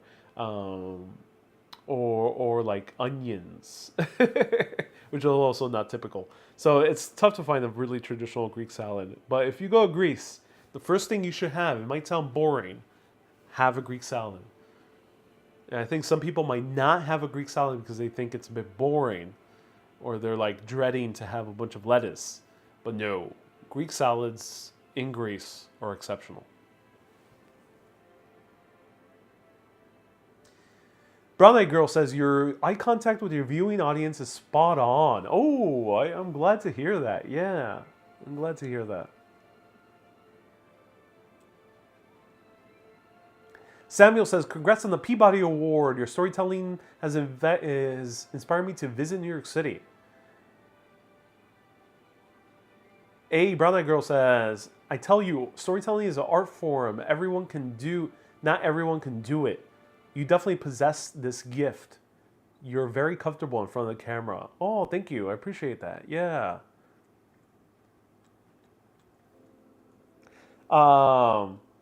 Susie says, maybe the Tushy people will hire you for voiceover.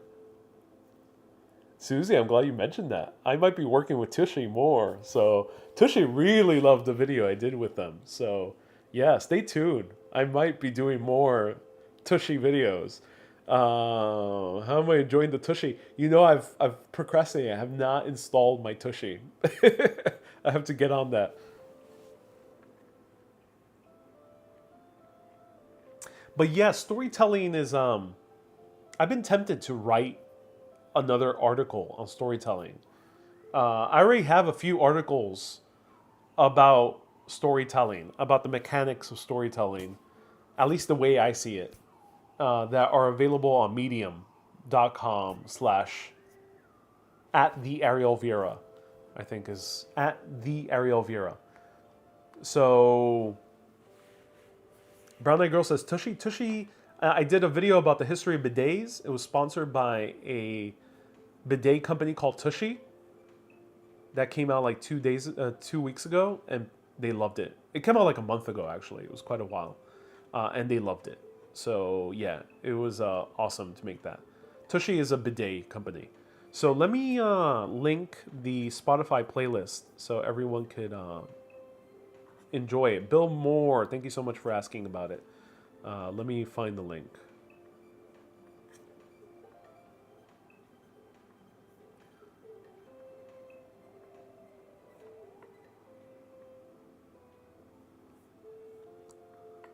There we go.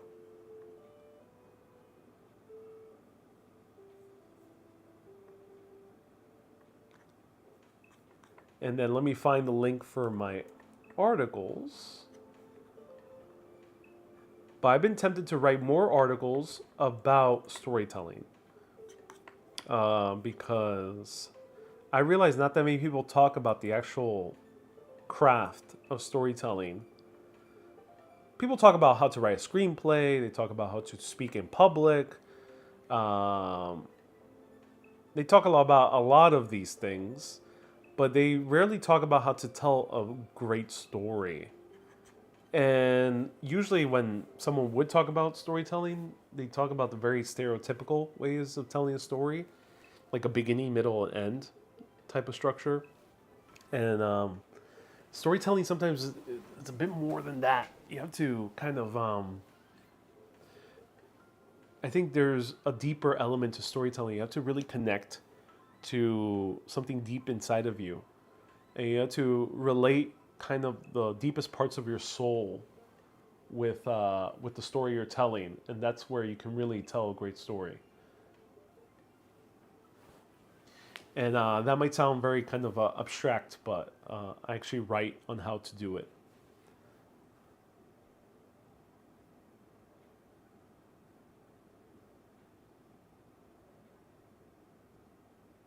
Looking forward to watching your Edinburgh series. Thank you.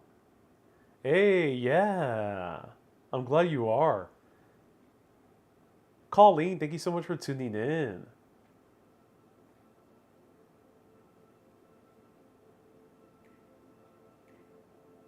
Thank you everyone so much for watching.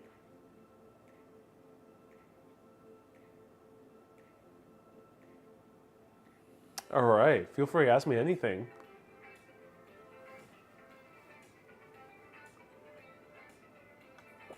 Ah, oh yeah.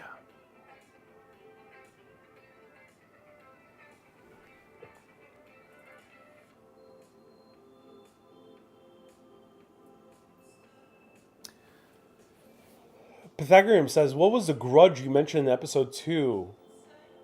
Unfortunately, one of my interviewees got a lot of hate in the comments.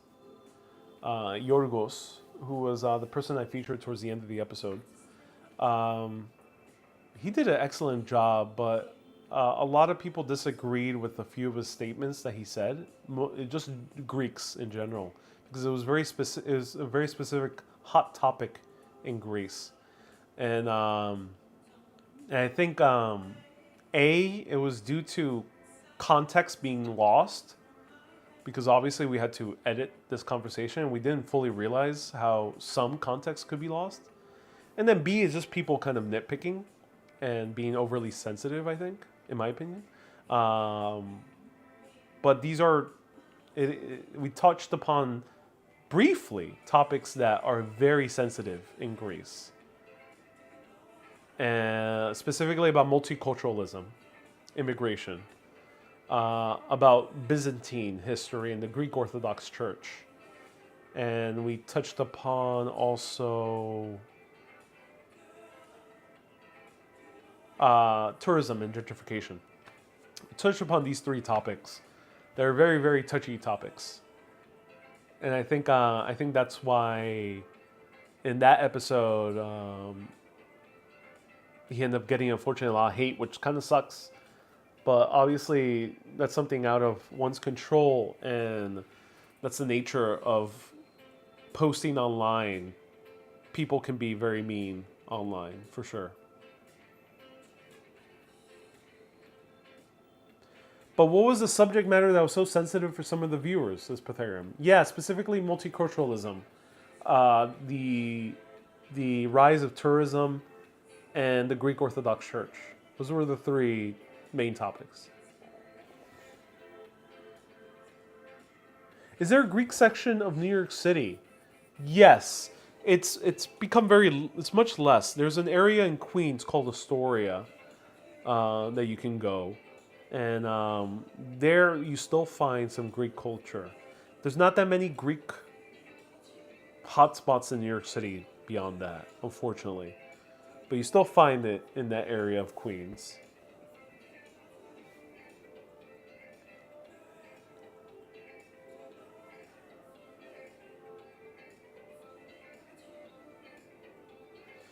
Brown Eyed Girl says, I think the series could be setting you in the position to produce an award-winning documentary or docu-series and pave the way for more doors to open. Hey, I appreciate that. Thank you so much. It would be a deep honor. Um, yeah, anything to, you know, my goal isn't to win awards, but, and this is a big but, because I've encountered this speaking to other creatives. When I kind of joke around with another creative, and when I say to like a friend of mine who's also a filmmaker, saying, "Hey man, I can't wait to see you win an Oscar," or "I'll see you at the Oscars," you know, I get some friends who are like, "No, no, no, no, no, no." They do that, and then you got other friends that are like, "Yeah, of course, I'm definitely gonna win. That's been my goal since I was like 5." So you get sometimes these two extremes, and I end up realizing there is a middle way. Um, if one's work is recognized by a major institution, a major award show, it is a good opportunity, not for oneself. It is a good opportunity to make more cool work, to tell awesome stories, to continue making fun content, videos, films, documentaries. So I will 100%. I love that I got nominated for a Peabody Award because this nomination enables me to tell a potential sponsor, a brand, someone I want to hire, a cinematographer, to tell them like, hey man, I've been nominated for this. You want to join me to make something cool, something fun, and I see that as a big opportunity. So I happily embrace recognition on this level. If I don't get it, so be it. If I get it, awesome. But now, and at least with this Peabody Award, now that I got this nomination, hell yeah, I'm going to use this opportunity to attempt to get a bigger show made, a more fun movie. Oh yeah, 100%. Because I just want to make more cool content for all of you to watch. That's my top goal right there. So the big issue is quite honestly pitching a documentary or docuseries to Netflix. Many times they work with trusted agents and ask what they're looking for depending on the subject. Yes. So I have had difficulty breaking into this world of Hollywood and TV. The reason for that is that you need an agent, and agents are the ones who end up talking to the studios. And then the studios have their mandates, and then they tell these mandates. Like the studio, as far as I understand it, like History Channel says, we want more shows about ancient aliens. We got ancient aliens. It's getting a bunch of money. It's getting a bunch of views. We want more of that. Or we're getting a little bit tired of ancient aliens. We want something about World War One. So they get a mandate, and they tell all these agents and then later on production companies what the mandate is. And then they have to pitch the studio on something that will match that mandate. So if it's World War One, then a bunch of production companies or directors / producers via the agents go to the studio and say, okay, we got this idea to make this epic documentary that's like a single take docuseries that takes you on the journey through a battle in World War One.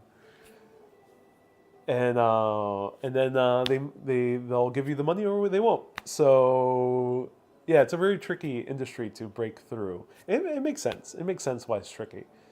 I don't have those connections at the moment, so that's why I did it on my own. That's why I am not going to wait. Luckily, we have the technology. I was lucky to have the money and the funds and the time and the skills. I wasn't going to wait for a studio to pay me to make a documentary series about travel. I did it on my own here with Athens Urbanist. And I would say, yeah, there's a chance that might open the necessary doors. Who knows?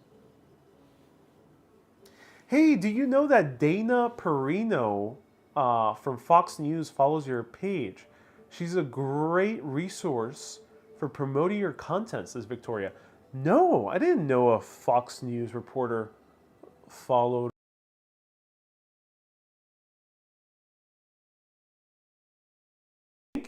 Thank you so much for letting me know. I did not realize that. That is amazing. Um, I already have a few big media people who follow me. Um, I have a few actors: Viola Davis, Rob Lowe, Michelle Chung, Stephen. No, not Stephen.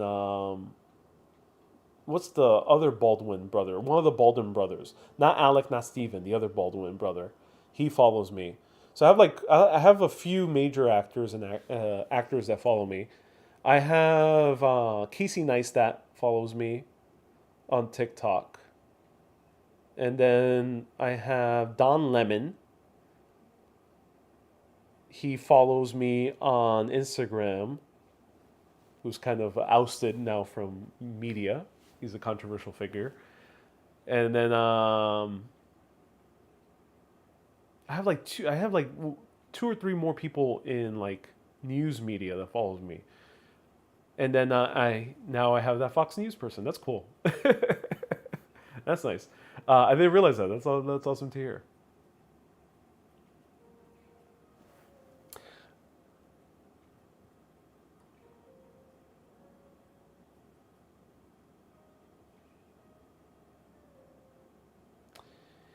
Pythagoras says an agent is coming your way. I can smell it in the air.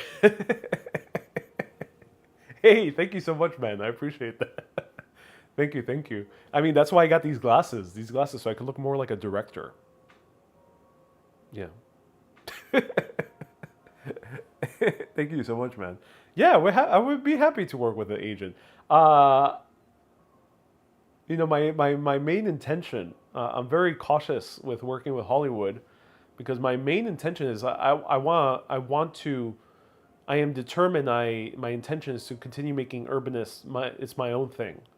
What I do on social media is my own thing. So I don't want anyone else to attempt to take ownership of Urbanist or my social media, or tell me that I can or can't do something, for sure. But if I can work with an agent that will let me do my own thing on social media and doesn't mind what I do on social media, then hell yeah, I will work with them.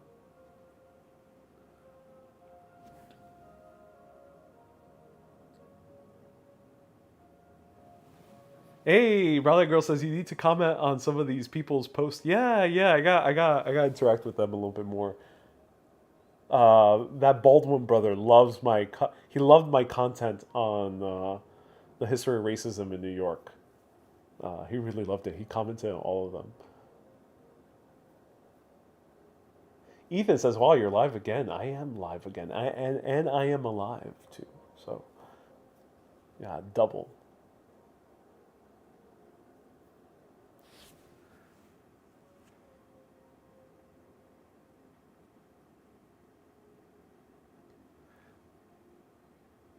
Hey, LAB says, like Albert Brooks says, filmmaking was a joy, but pitching and getting money for it was a bitch. Yeah, that's the beautiful thing, I think, right now with social media is, excuse me, I'm able to make money directly from my documentary series. I don't need a middleman. I don't need an agent. I don't need a production company. I don't need a studio. I don't need an advertising firm. I make money directly from posting my documentaries on YouTube and on Facebook. The middleman technically is YouTube and Facebook, But they're a very easy middleman to work with because they don't care what you do. As long as you're not violating their terms of service and their community guidelines, you're pretty good. And you're left to the whims of their algorithm and how the algorithm both getting views and both the advertising. You're left to those whims. But beyond that, there's really no middleman, and that's awesome. I think it's a true deep freedom for filmmaking nowadays. I can really just do my own thing, and if I get opportunities with the traditional film and Hollywood industry, so be it. That's awesome. But I know that I'll always have YouTube and Facebook, or as long as they keep on being viable platforms. Thank you for the link of the documentary soundtrack. Listening to it, watching this live. Oh, thank you so much. Sonali says, "Do you plan on continuing music?" Well, I did commission a original score for the documentary series, and I do plan on commissioning an original score for the Edinburgh Urbanist. Actually, the Edinburgh Urbanist is not set in stone, but for Thessaloniki, for my follow-up in Greece, yeah, I will be getting an original score. So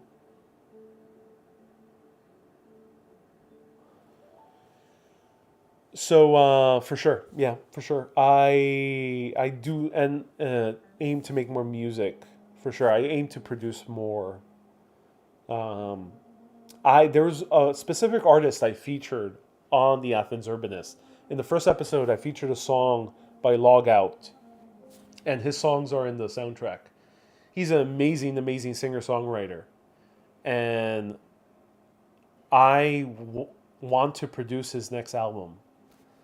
I don't have the funds at the moment, but the moment I do, I want to work with him.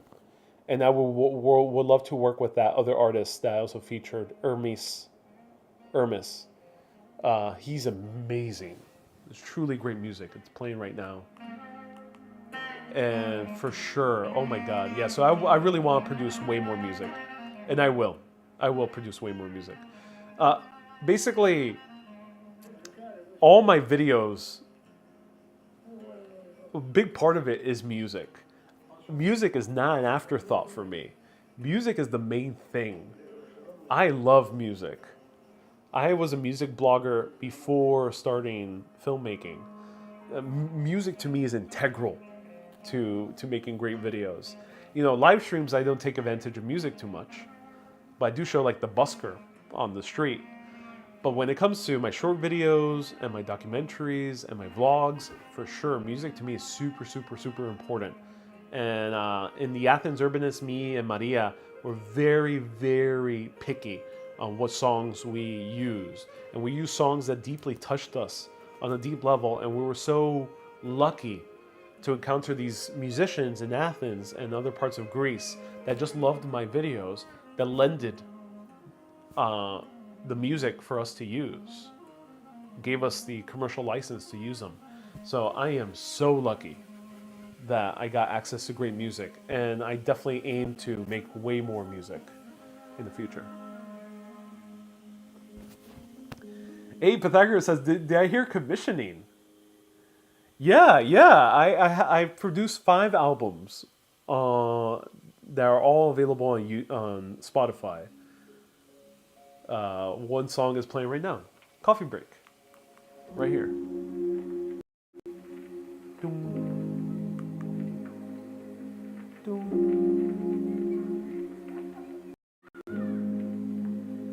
So I have 5 albums. I have a Christmas album. So the Christmas documentary that I published in December was almost entirely scored by the Christmas album I made in 2022. So I have 5 albums on Spotify.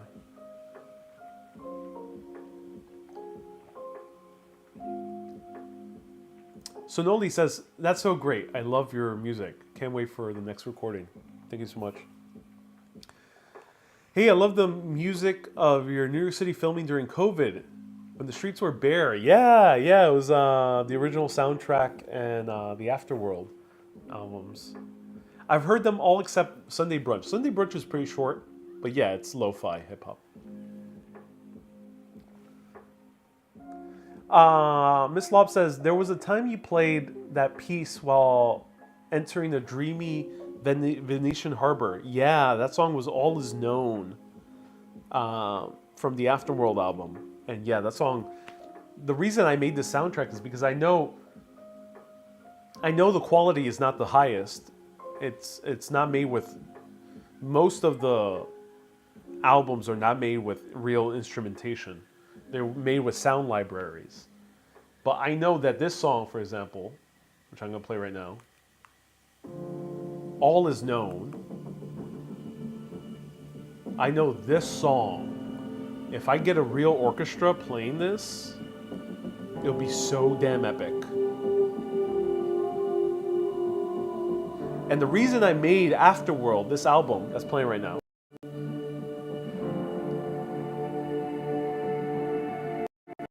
the reason I made this in the first place was because my highest goal is to make an epic sci-fi movie about man discovering the secrets of the universe. And I just haven't had the idea for, like, it hasn't bursted out of me in terms of script writing. I tried. It hasn't come out yet. But I had the music in my mind. I knew what the soundtrack would be. So I decided, why wait until I write the movie and make the movie? Why not just make the soundtrack now? And that's what Afterworld is about. Yeah, so it's a very... Pythagoras says, yeah, man, I mean, can't wait to check out your work. But if I can find an orchestra, oh yeah, some magic is happening. This was made by amazing... So as a producer, I commissioned and directed musicians from around the world. And the composer for this piece is Kevin Jared from Sweden. The guy's so talented. I think he's only... When I hired him, I think he was only like 24 years old. A super talented guy. Was able to make something truly unique. It sounds like Batman, but it's not quite a ripoff, which I like.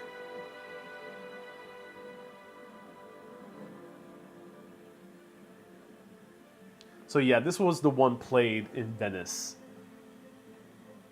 You took advantage of all these shots, angles, and transitions in your documentary series. Close-up, medium, wide, point of view, two-shot, low angle, high angle, montage. I was impressed with this. Yeah, thank you. Brown Eyed Girl, that means a whole lot. Yeah, I did. I did take advantage. I went all out. Maria was a first-time videographer. And she did an incredible job. I hired her for good reason. Because she was not experienced in terms of filming. She had 1 year of experience in terms of editing. But the moment I saw her, she made like 2 birthday videos for her friends. And the moment I saw these 2 birthday videos, A, the way they were edited were just amazing. She chose great music. But B, the way they were shot had this kind of sense of aliveness, of freedom, of joy. And I decided to hire her on the spot. I knew that, yeah, you might not have a fancy camera. I had to bring my own camera. She didn't know... She's not trained in film. She's an architect by training. So Maria didn't know all the different shots and all the different angles to take and the terminology. But I knew we would be able to make magic. I knew it. And I hired her on the spot. And when we started filming, yeah, she just had the natural inclination, the natural ability to capture a conversation honestly, to capture the scene honestly with my direction, but to capture it honestly. Honestly is very important. I'm gonna play more of my Afterworld album. Let's play it. Let's play Secrets of the Universe. Honesty is very important because this is why I'm glad that this was a bare budget documentary series. I'm glad that this documentary series had barely a budget. Why? Because I was able to not get too distracted by fancy camera work, fancy lighting, and fancy cinematography. I love directing, but I'm not the best cinematographer. Like I know what looks good, but I can't necessarily make high-end cinematography for you because I'm not a cinematographer. I just don't have that ability. I can't really film beautiful B-roll.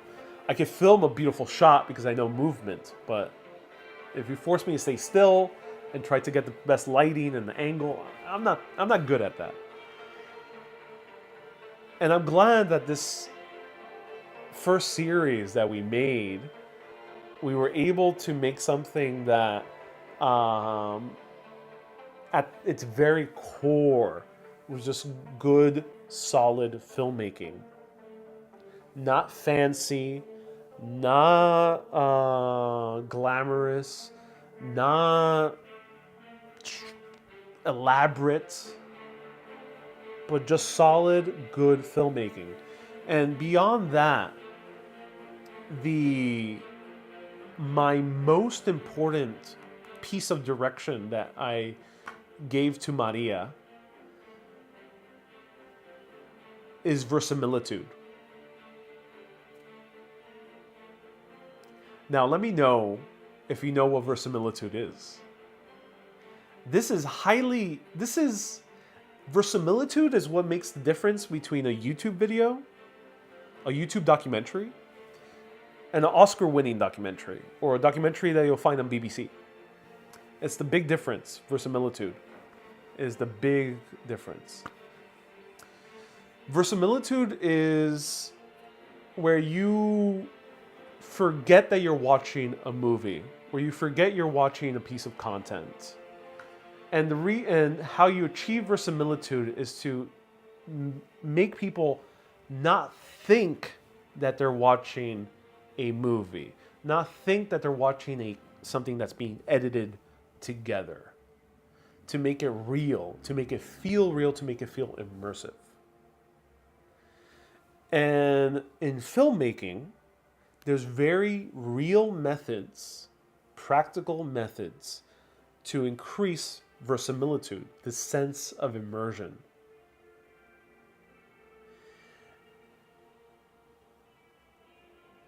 And most YouTubers wouldn't bother with verisimilitude because A, it's not quite the YouTube style, and then B, people might think it's less authentic. They might think it is less authentic.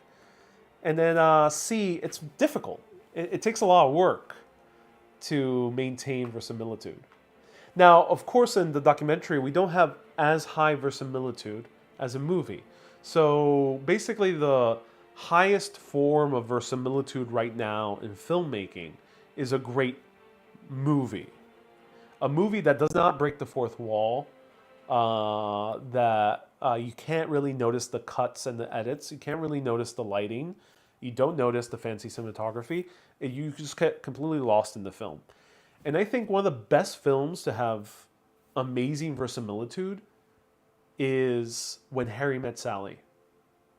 Watch that movie. The way it's shot, the way it's edited together, you feel lost in that film. I've seen this film maybe 5 times already in my life. And every time I see it, I literally forget that I have my own life. Like I am in this world. I am with Harry and Sally and these cast of characters. I forget about myself. I forget about my life. I forget about where I am. I just get lost in this other dimension, which is the movie. And that's great acting, that's great lighting, that's great cutting and editing, that's great coloring, but it doesn't take it too far. The acting is not too crazy, because if you see very crazy impressionistic acting, like Nicolas Cage in some movies, you feel like you're seeing an actor. If you see fancy lighting, like lighting that's too fancy, too impressionistic, you end up starting to realize you're watching a movie.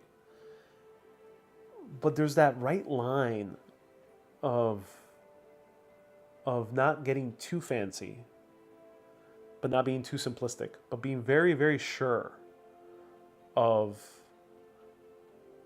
the proper level of immersion. And that was our main goal with this documentary series, verisimilitude. So we don't have selfie shots. I don't take the camera and do a selfie shot. Sure, I could do it, and I did it with my first documentary about fashion, but I didn't want to do it this time around. And in the conversations, I don't break the fourth wall too much, especially in the interviews. In interviews, you mostly, the way the interviews are shot, they're shot in the way that you feel like you are a third party. You're the third person at the table. And that, ooh, that makes you feel so immersed into the conversation. And I think I really achieved that in episode 2 with Yorgos at the end. I think you feel like you're in the conversation. It's because Maria, I told her to film it not in. I told her not to film like a fly in the wall. I told her to film like if she was a friend hanging out with us. It's just that the friend happened not to be speaking. And that really just, I think, really immerses you into that conversation.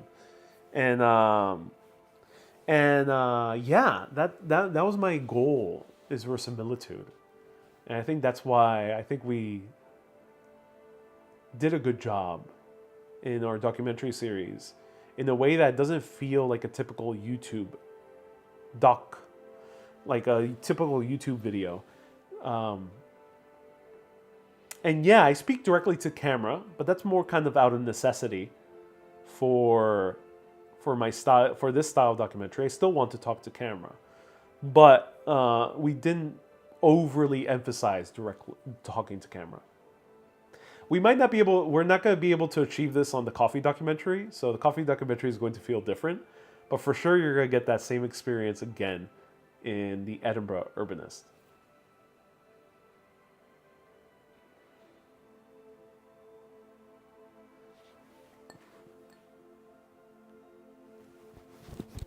Hey, Pythagoras says, I'm under the impression I have to make a whole topsy of Yemi Stan, ship it to New York and Toronto to get his attention.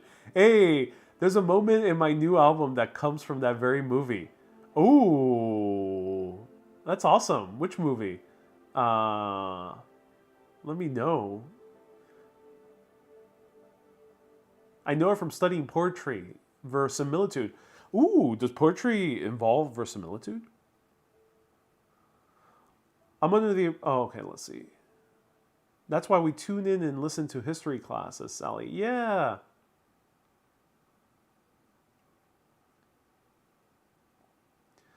I like to hear how you operate on instincts and gut feelings.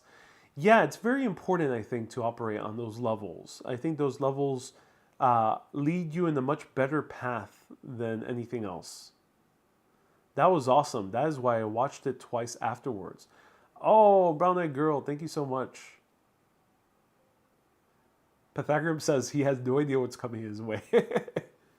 Well, thank you so much. I appreciate that. Perfect soundtrack. Ooh, I'm so glad you enjoyed it. A says, but Ariel, there was that one that you played that piece when dreamily entering the Venice. Yeah, you're talking about this one, Keeper of the Multiverse, which I'm gonna play right now. Miss Lob. What do you think about the drivers in Athens?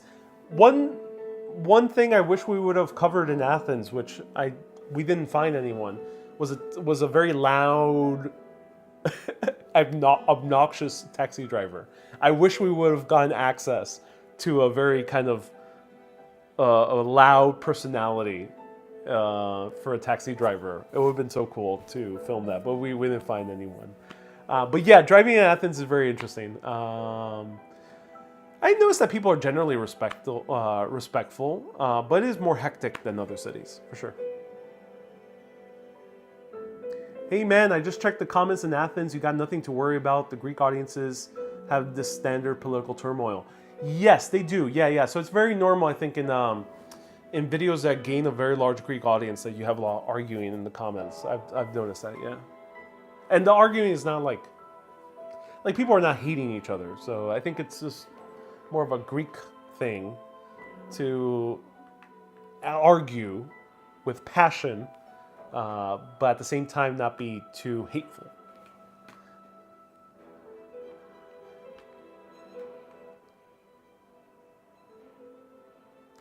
Ariel, oh my gosh, Rob Reiner did a masterful job, and Billy Crystal is just top notch. Not to mention Meg Ryan. I love When Harry Met Sally. I think I'm gonna watch it tonight again. Such a great movie. I learned a lot from When Harry Met Sally. So I did a deep dive into movies that were recognized by the Oscars, but weren't immensely popular. Immensely popular in a cultural context, but yet they made a lot of money. Okay, so this is very specific. So it's movies that were recognized by the Academy, might have won Best Picture, made tons of money, continued to be watched on home video, streaming, for a long period of time, and nowadays, a lot of clips are shared on TikTok, but yet they are not seen as culturally important. It's a very specific set of movies, and I've been fascinated with these movies. Some examples are The Green Book, Brooklyn, the Boy in the Striped Pajamas, The Book Thief, Big Blue. What's another good one?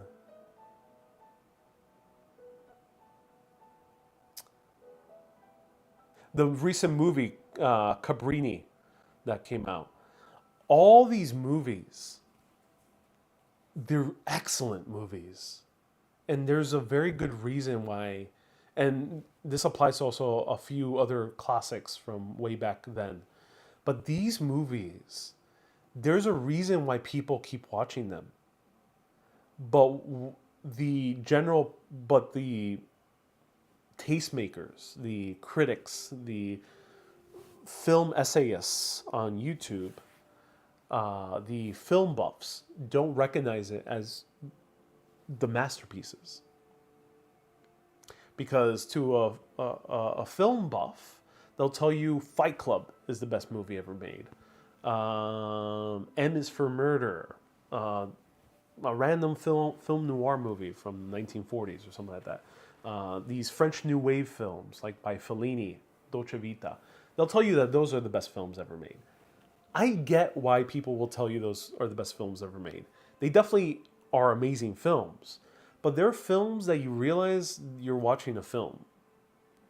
They have lower verisimilitude than these other films I just mentioned.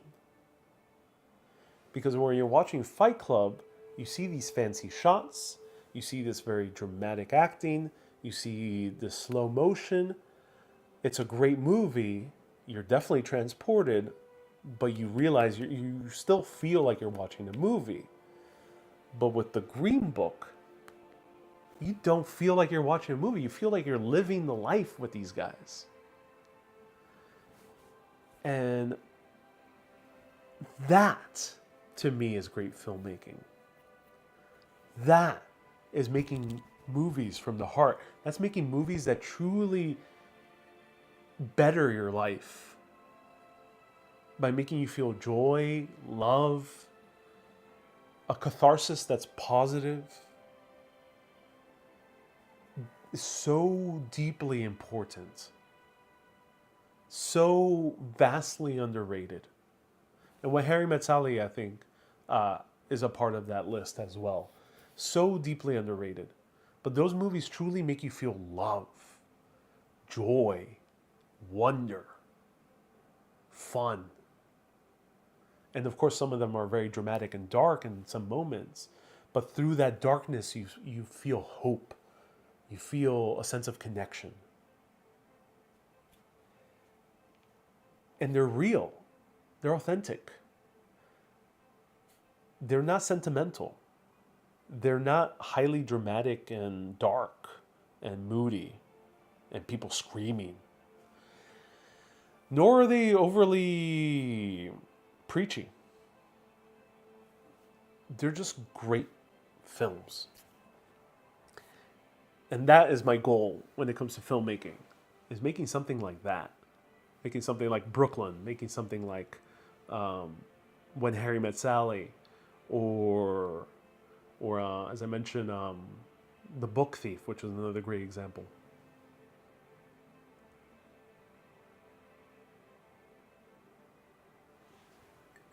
Are you doing a documentary on Puerto Rico one day?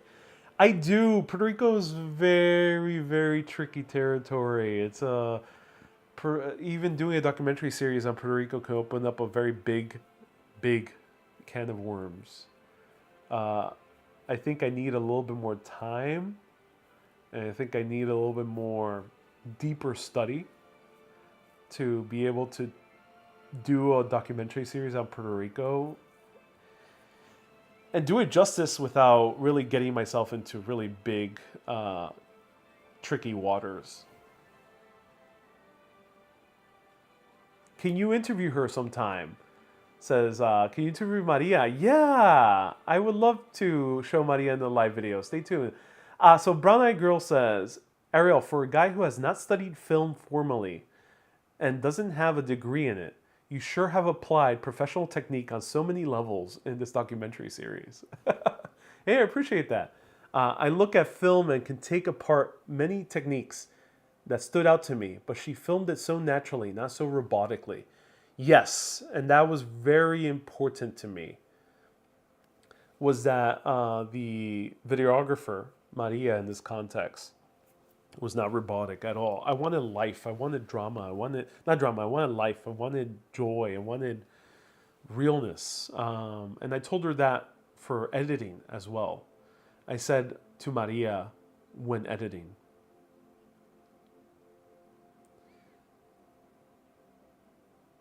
don't focus on making it make sense intellectually. That should not be the primary focus when you're editing. Make sure that the primary focus, the priority, is that you feel it. You feel it in your heart. If you're not feeling it, you're going the wrong direction. When you are feeling it, you're going in the right direction.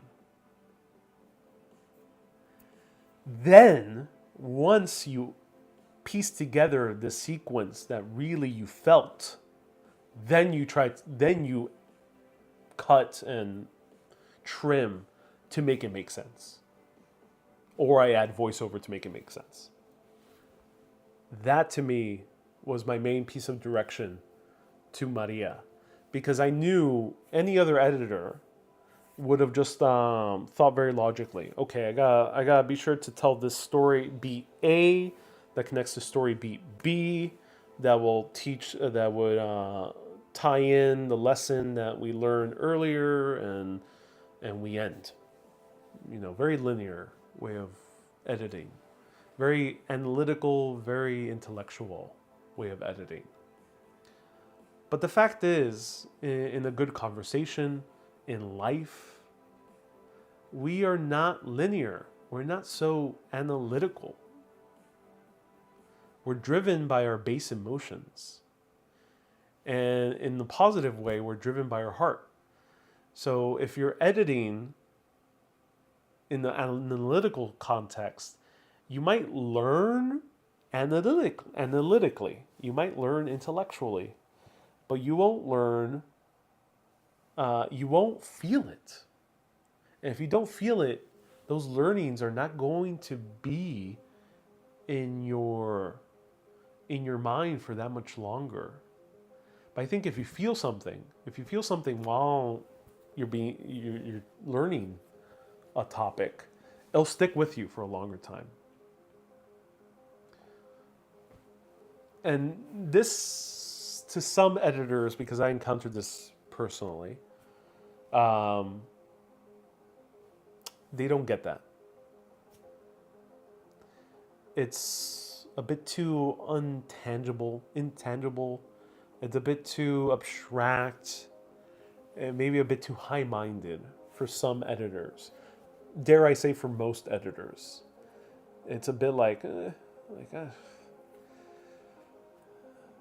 just tell me what the story is. But I'd rather not work that way.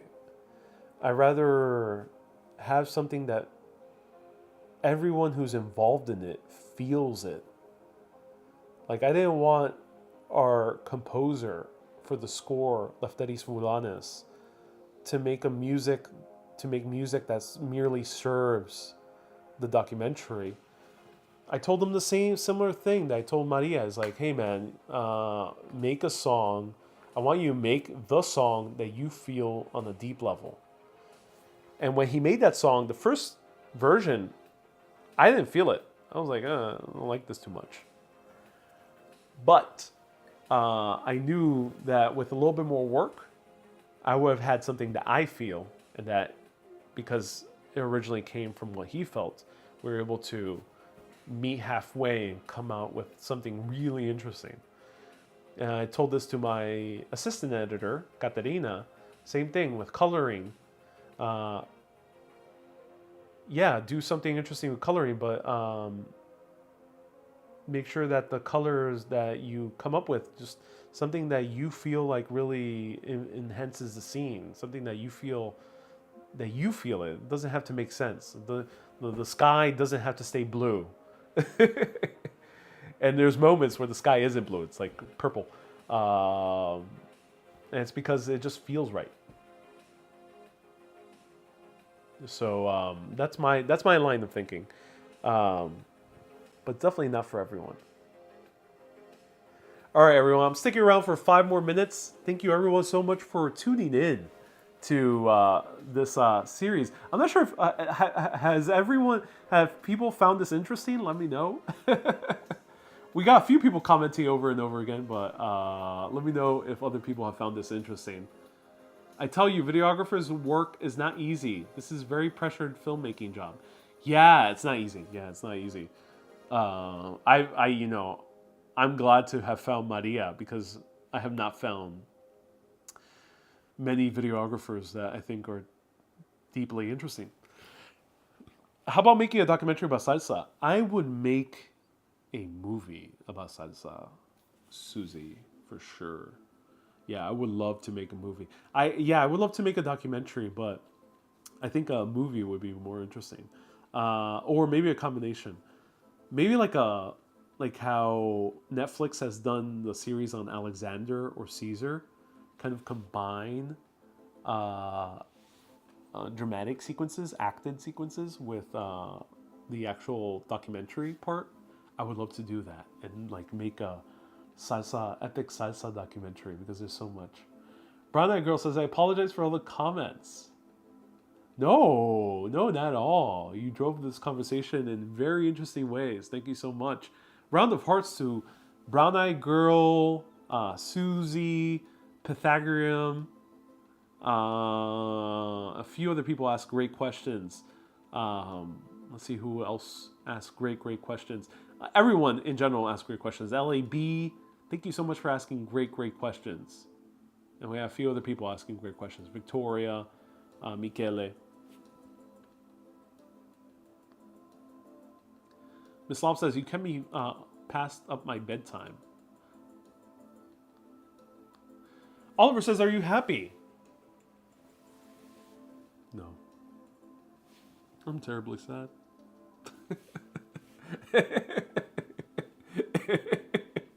Yeah. Yeah, I'm generally happy with life. I'm very lucky. Very lucky. I think it might be the Ouzo, but I'm very lucky. Oh. I'm not sure if it's the Ouzo or I'm just generally happy, but I am happy. Is tourism going to increase in the next 5 years in Greece? Yes, it probably will. It'll probably explode. Tourism already exploded last year significantly in Greece. So yeah, Greece can easily overtake Italy or France at some point, I think. You should make a video on your clothes, like where you get them and how it has connection with the places you go to. Yeah, I buy clothes, not every place, but I tend to buy clothes in a lot of places I visit. Yeah, I buy clothes in a lot of places I visit. I buy clothes more than I buy souvenirs. So yeah, maybe one day. Yeah, Junto, maybe.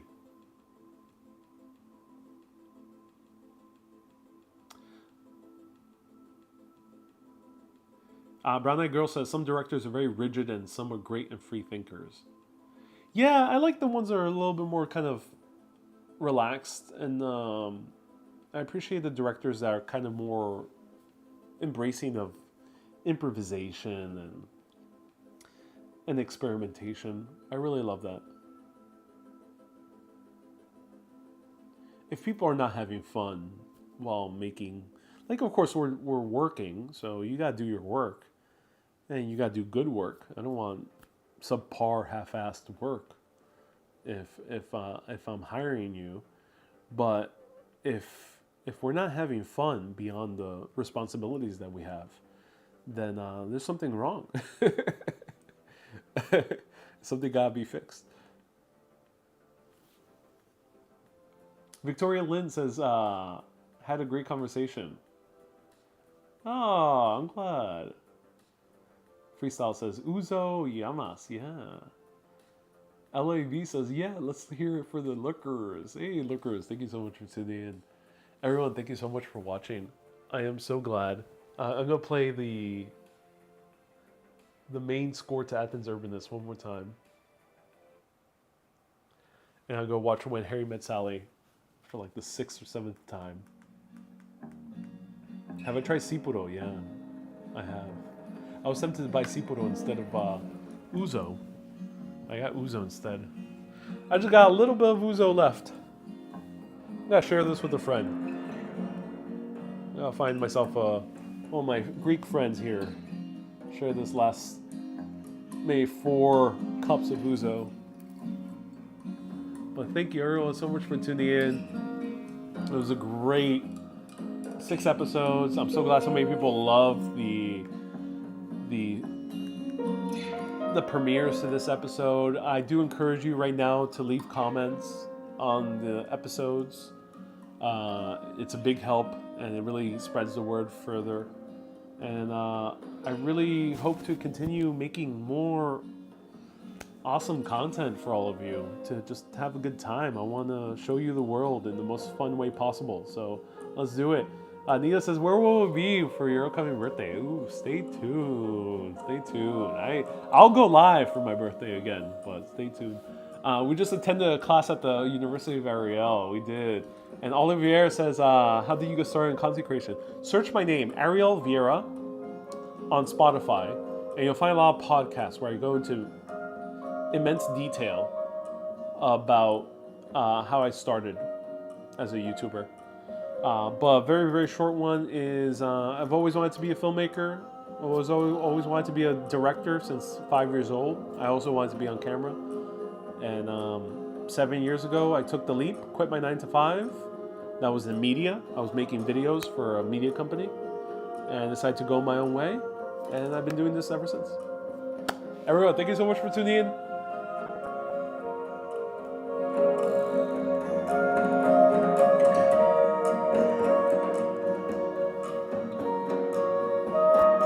Keep being awesome. And always keep on exploring. Have a great day, everyone. Bye-bye.